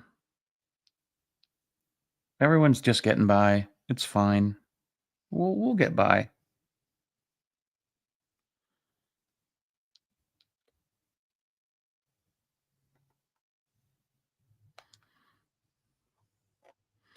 The thing about crowdfunding and stuff is that this happens. I mean, it hasn't happened to me until now, but things happen that prevent these things from being fulfilled, and companies can go under, and all kinds of things can happen. And so that's just the nature of crowdfunding. The thing that stinks is that the people that funded it are left holding the bag. and there's not a damn thing I can do about it right now. I'm actively looking for ways to fix that, but until then, everyone that contributed to it feels, I'm sure, betrayed and feels poorly about it. And I think even the people that are cool about it have a right to feel kind of, probably misled by me or disappointed in me. And I don't blame them for not, you know, but it's just like every single, I've still got to make a living. I've got to be able to pay my bills, and especially if I'm going to have the time to work through the problem. And the way I do that is by selling things. And every time I go to sell things, the same 5 bad actors just start fucking rubbing my face in it, and it's not even that they want their shit. It's not even that they want their shit, because there's some people I've offered refunds and they're like, no, fuck you. You deliver. We're not interested in a refund. We're interested in you doing what you said you were going to do. So it's not even a matter of them wanting the shit. They just want to. At this point, it's about them turning everyone against me. The whole point of them jumping in to say something is so that they can get everyone really riled up and mad at me. And so, it's fine. It's a bummer, like, I mean, it kind of keeps like every time I'm like, oh, I should post something to Substack, or I should talk about this. It's like, well, I know what's going to happen. I'm going to post Substack. There are going to be 2 people saying that's awesome, or hey, that's cool, and then that one guy's going to show up, and he's going to be like, oh, this is why the Kickstarter. Is this why our shit's not delivered? What about all that money you stole from your fans? And then I got to go through the whole thing like, well, do I mute them? Do I delete the comment? Do I explain myself? Do I ignore it? Like, uh, it's the thing every fucking time. And it's the same like 2 or 3 people, and they even went so far as to like, uh, one of the people that was handling customer service for us, they like found her social media and started harassing her about it. So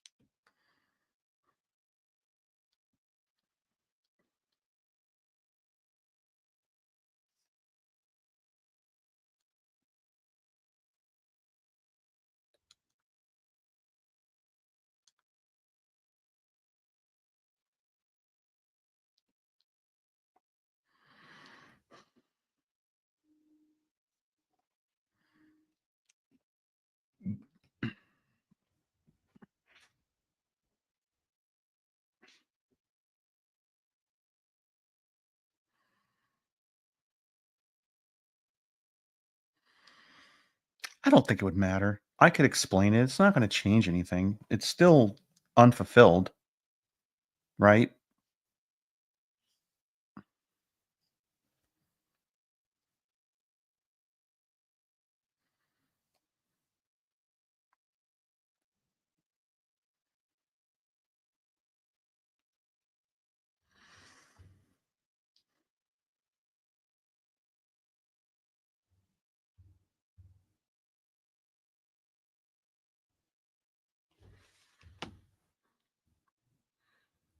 I mean, another way to look at it is that I'm not obligated to fulfill it. I mean, I, I could just wash my hands and walk away from it and say, sorry, guys, it's just the way the cookie crumbles. Um, but I'm trying to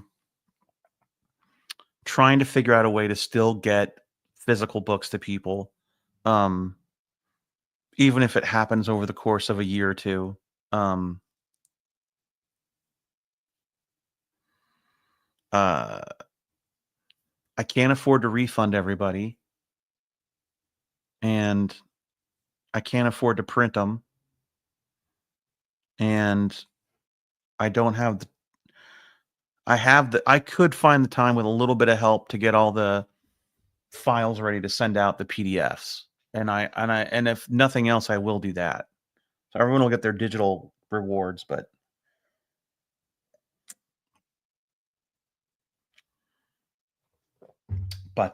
yeah.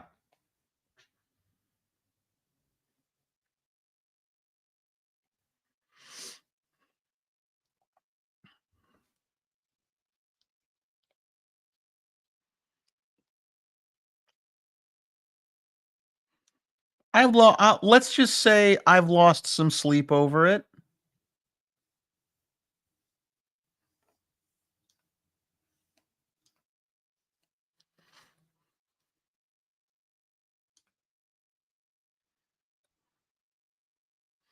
But like Pat, so Pat, I assume you are a backer of that Kickstarter, right?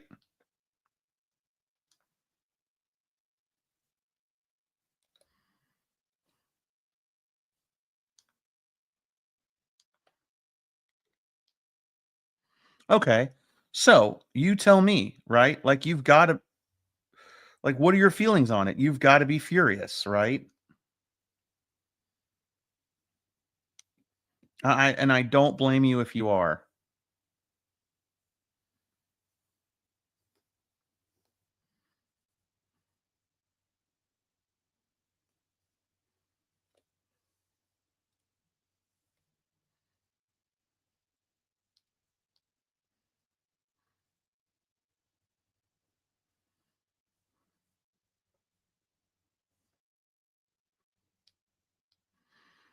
Yeah, the original art I can send out too. That I've got to send out, so that'll happen.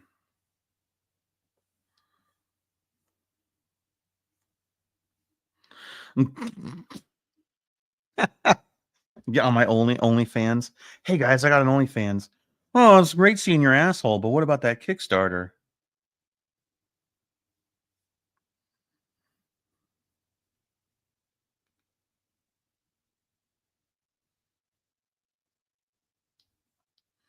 Yeah, but it's still disappointing. I mean, right, David, you're so sweet. There's a good chance I might request that later, but um, there's a good chance I have some help on the way with it. So, um,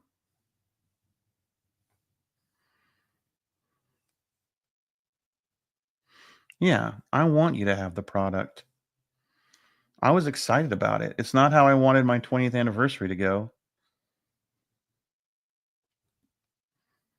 There's all these. I don't know, man. I don't want to fucking talk about it.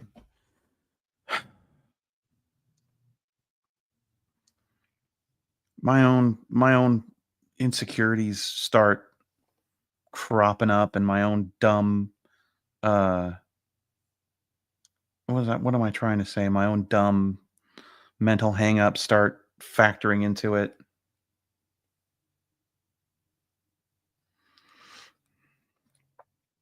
I start questioning everything. I start questioning my instincts and my decisions, and you know, and then I start going, well, if I had been smart, then if I had done things differently, then I wouldn't be in this mess. But no, I'm a dumbass.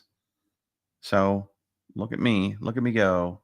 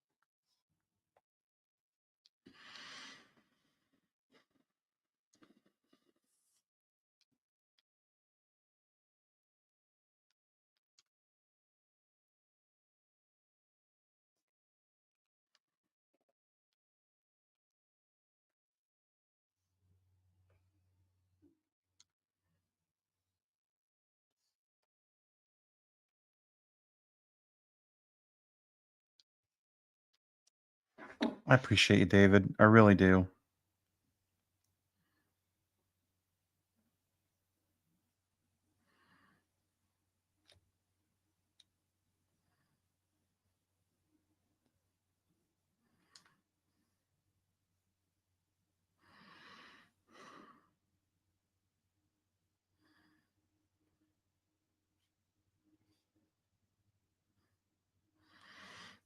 All right, guys.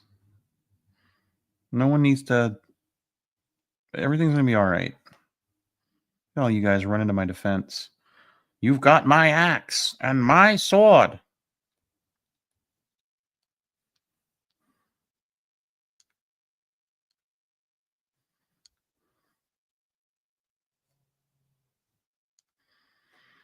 I got myself into this mess playing company.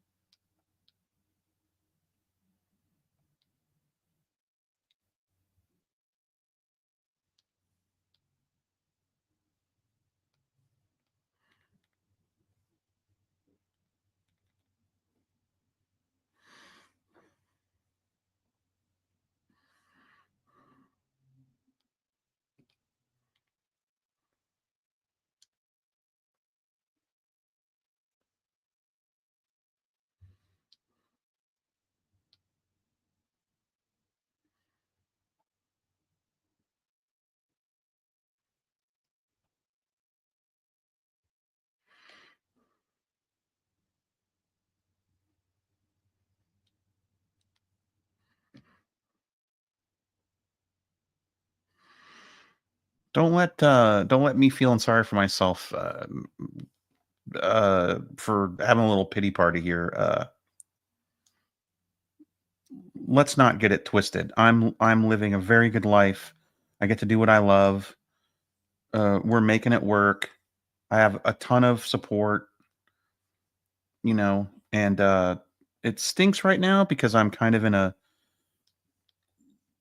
weird liminal space where I'm trying to kind of start a new career in my 50s and pivot over to Kidlit, and I'm really excited about it, and I've already had some great success in it, and I'm so grateful for it and so excited about it. So let's not things could be way worse. Everyone's healthy and we're all happy, and I have a great family and friends, and Yeah, we're doing good. We're happy. We're laughing. We're celebrating. You know, and we have all the same difficulties as everybody else. So come on, man. I the banner for this YouTube channel is a picture that Chad Townsend took holding up. Did he take that? Um, he took a picture of holding my book up in front of Target. He had bought it at Target. I had a book sold inside Target stores. Like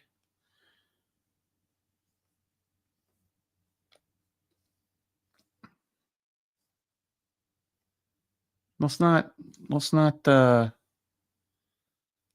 let's count our wins here.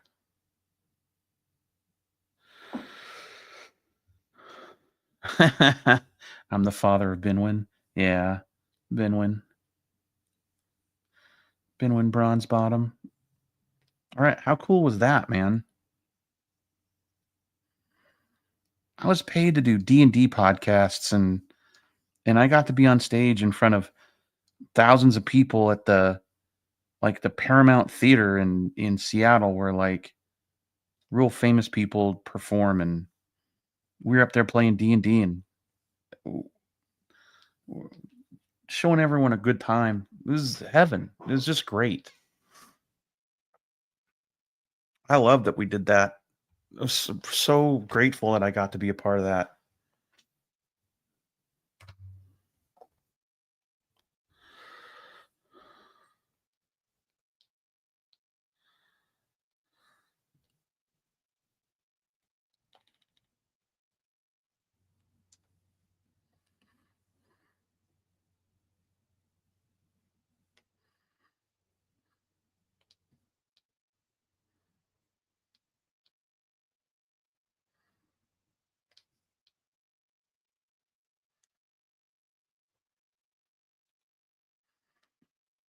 The Minds of Madness.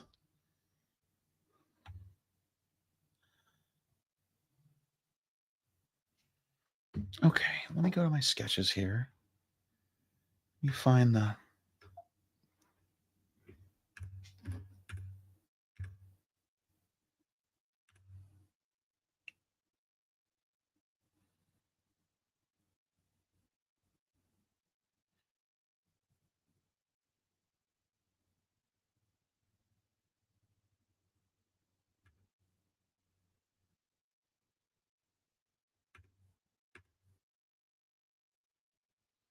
the Blamimations.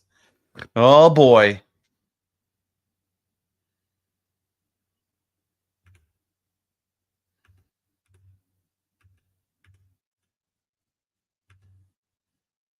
Those were pretty fun.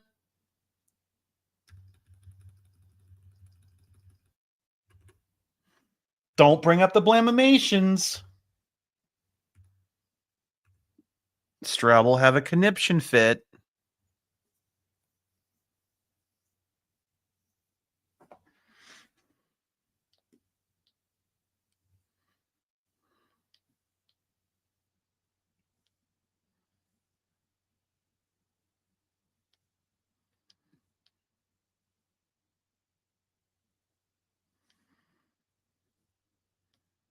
They were a blast, man. So was doing Mappy.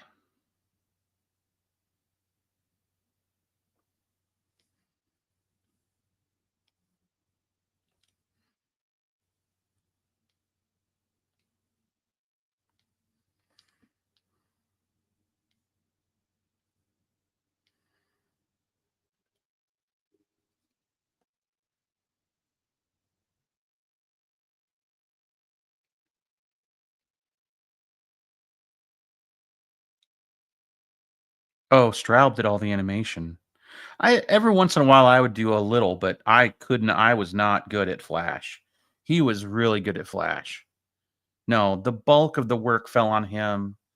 That was one of the reasons why we stopped. I mean, it wasn't really making any money and it was fun to do, but it was a ton of work on him. It was really unfair.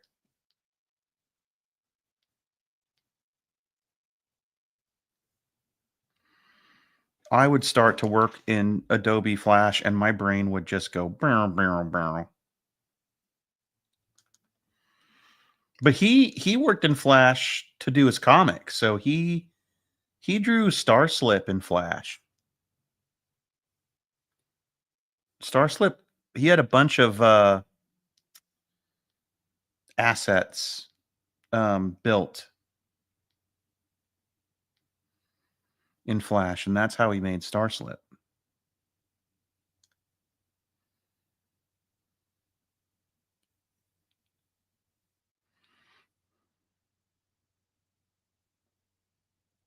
So he was way more familiar with it than I was.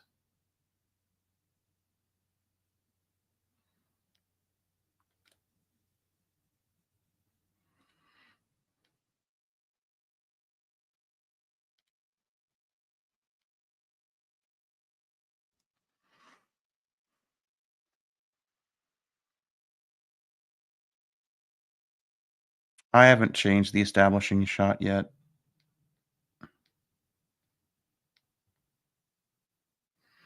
That's the panel above the one I'm working on.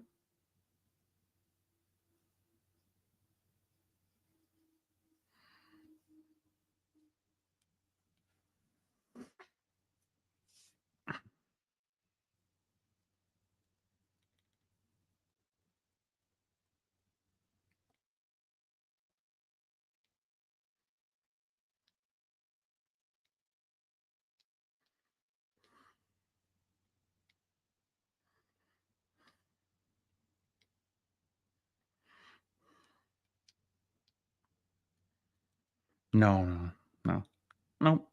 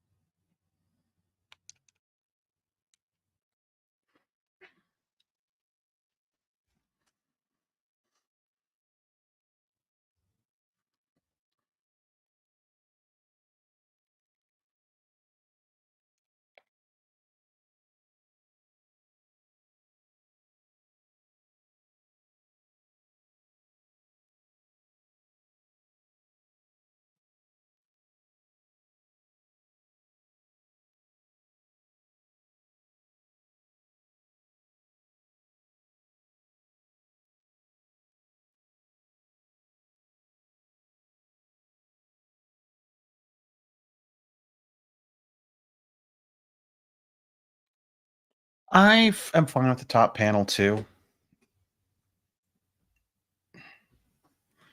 I might not change it.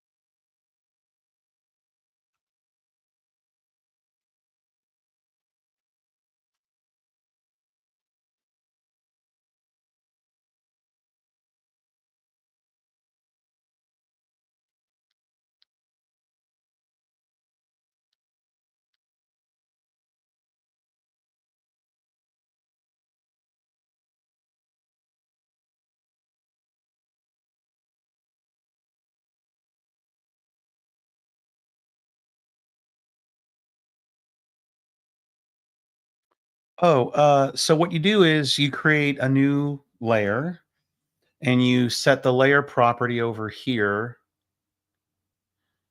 Where is it? You set the layer property to outline. You hit this little, oh wait, Lucy's covering that. Hold on. Okay, so you come up here and you go layer property, and then there's a little button here that's for outline, and you choose the thickness of the edges, the color. Then you set over here a white line, and then when you draw the line, it gives it an outline. You can thicken the line or thin it up.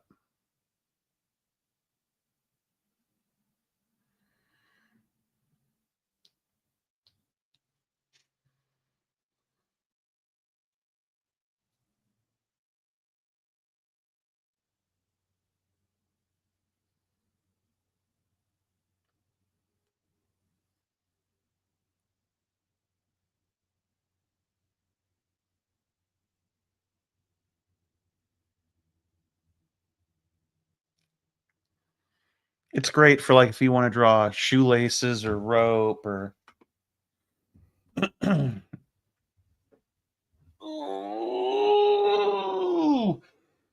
jeez, Louise. Oh, jeez, Louise, my knees.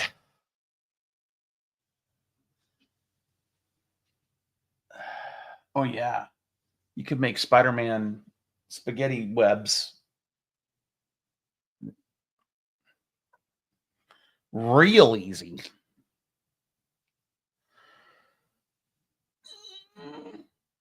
Okay. All right, let me finish this panel and then I can go eat soup. And then I can eat some soup. All right, I'm going to call this ropes. What's that? Okay. Well, that's just the inks. All right. Merge those layers. Now what do I got? Inks. Okay. And then these are sketches.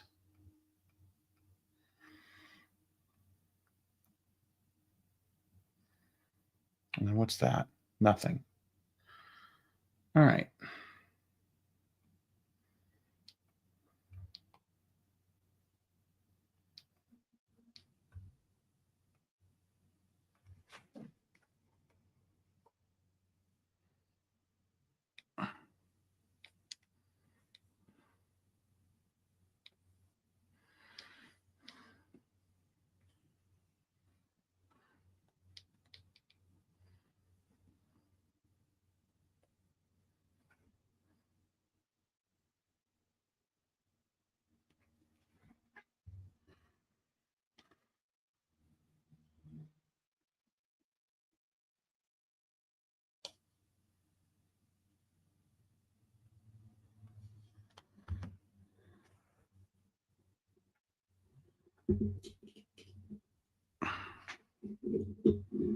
Oh.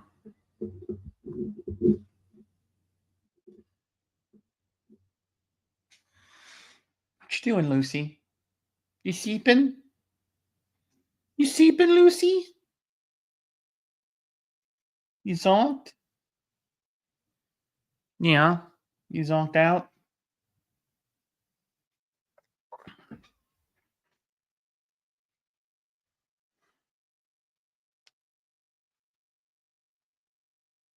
That is the D fish.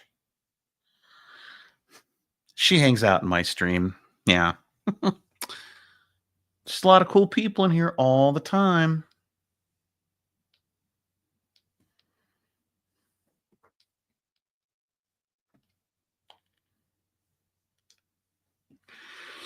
Yep, not to brag, but D and I didn't go way back. We're OG web comics, man.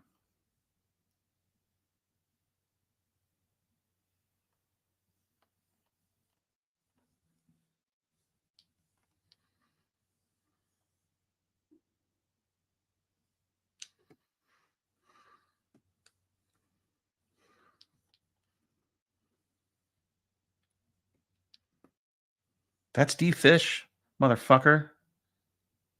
She fought the webcomic wars for you. You show some respect.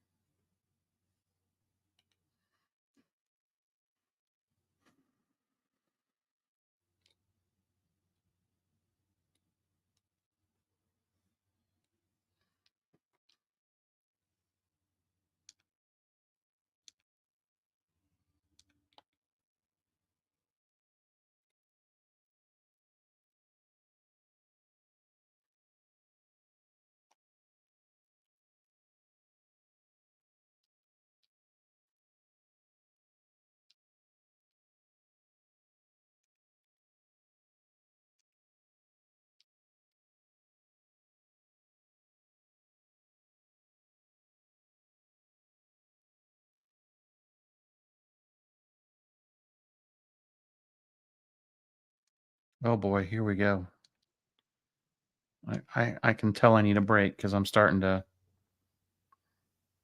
draw like shit.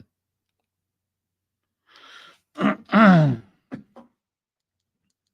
right, hold on. Let me concentrate here. You know what? Nah, fuck it. I'm rethinking this whole panel. Sally's right. Sally is right.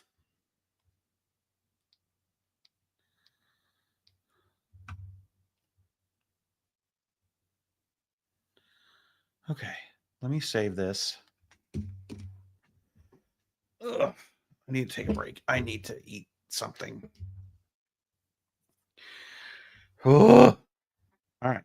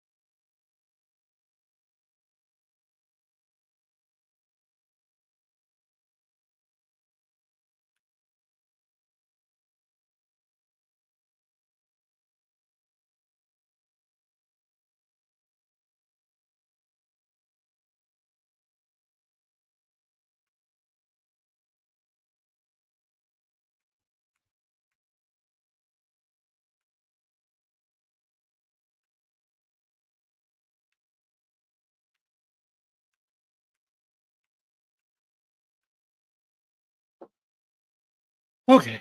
All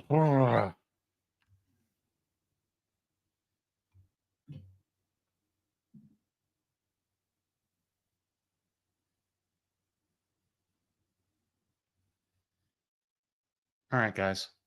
I'm going to go. I will talk to you all later. Thank you for all the amazing support today. It's been really, really fun hanging out with you. And I really appreciate you guys. And we'll do it again this week. I promise. Yeah. Take care of yourself and take care of each other. All right. I'm going to have some soup. My brother got a new job, and they celebrate with Olive Garden, and they ordered a bunch of stuff, and we got some of the extras. So I have some chicken gnocchi soup and some ziti with 3 cheeses on it for lunch today. I'm excited. I'm excited. All right. I'm hanging up. Click. Dial tone.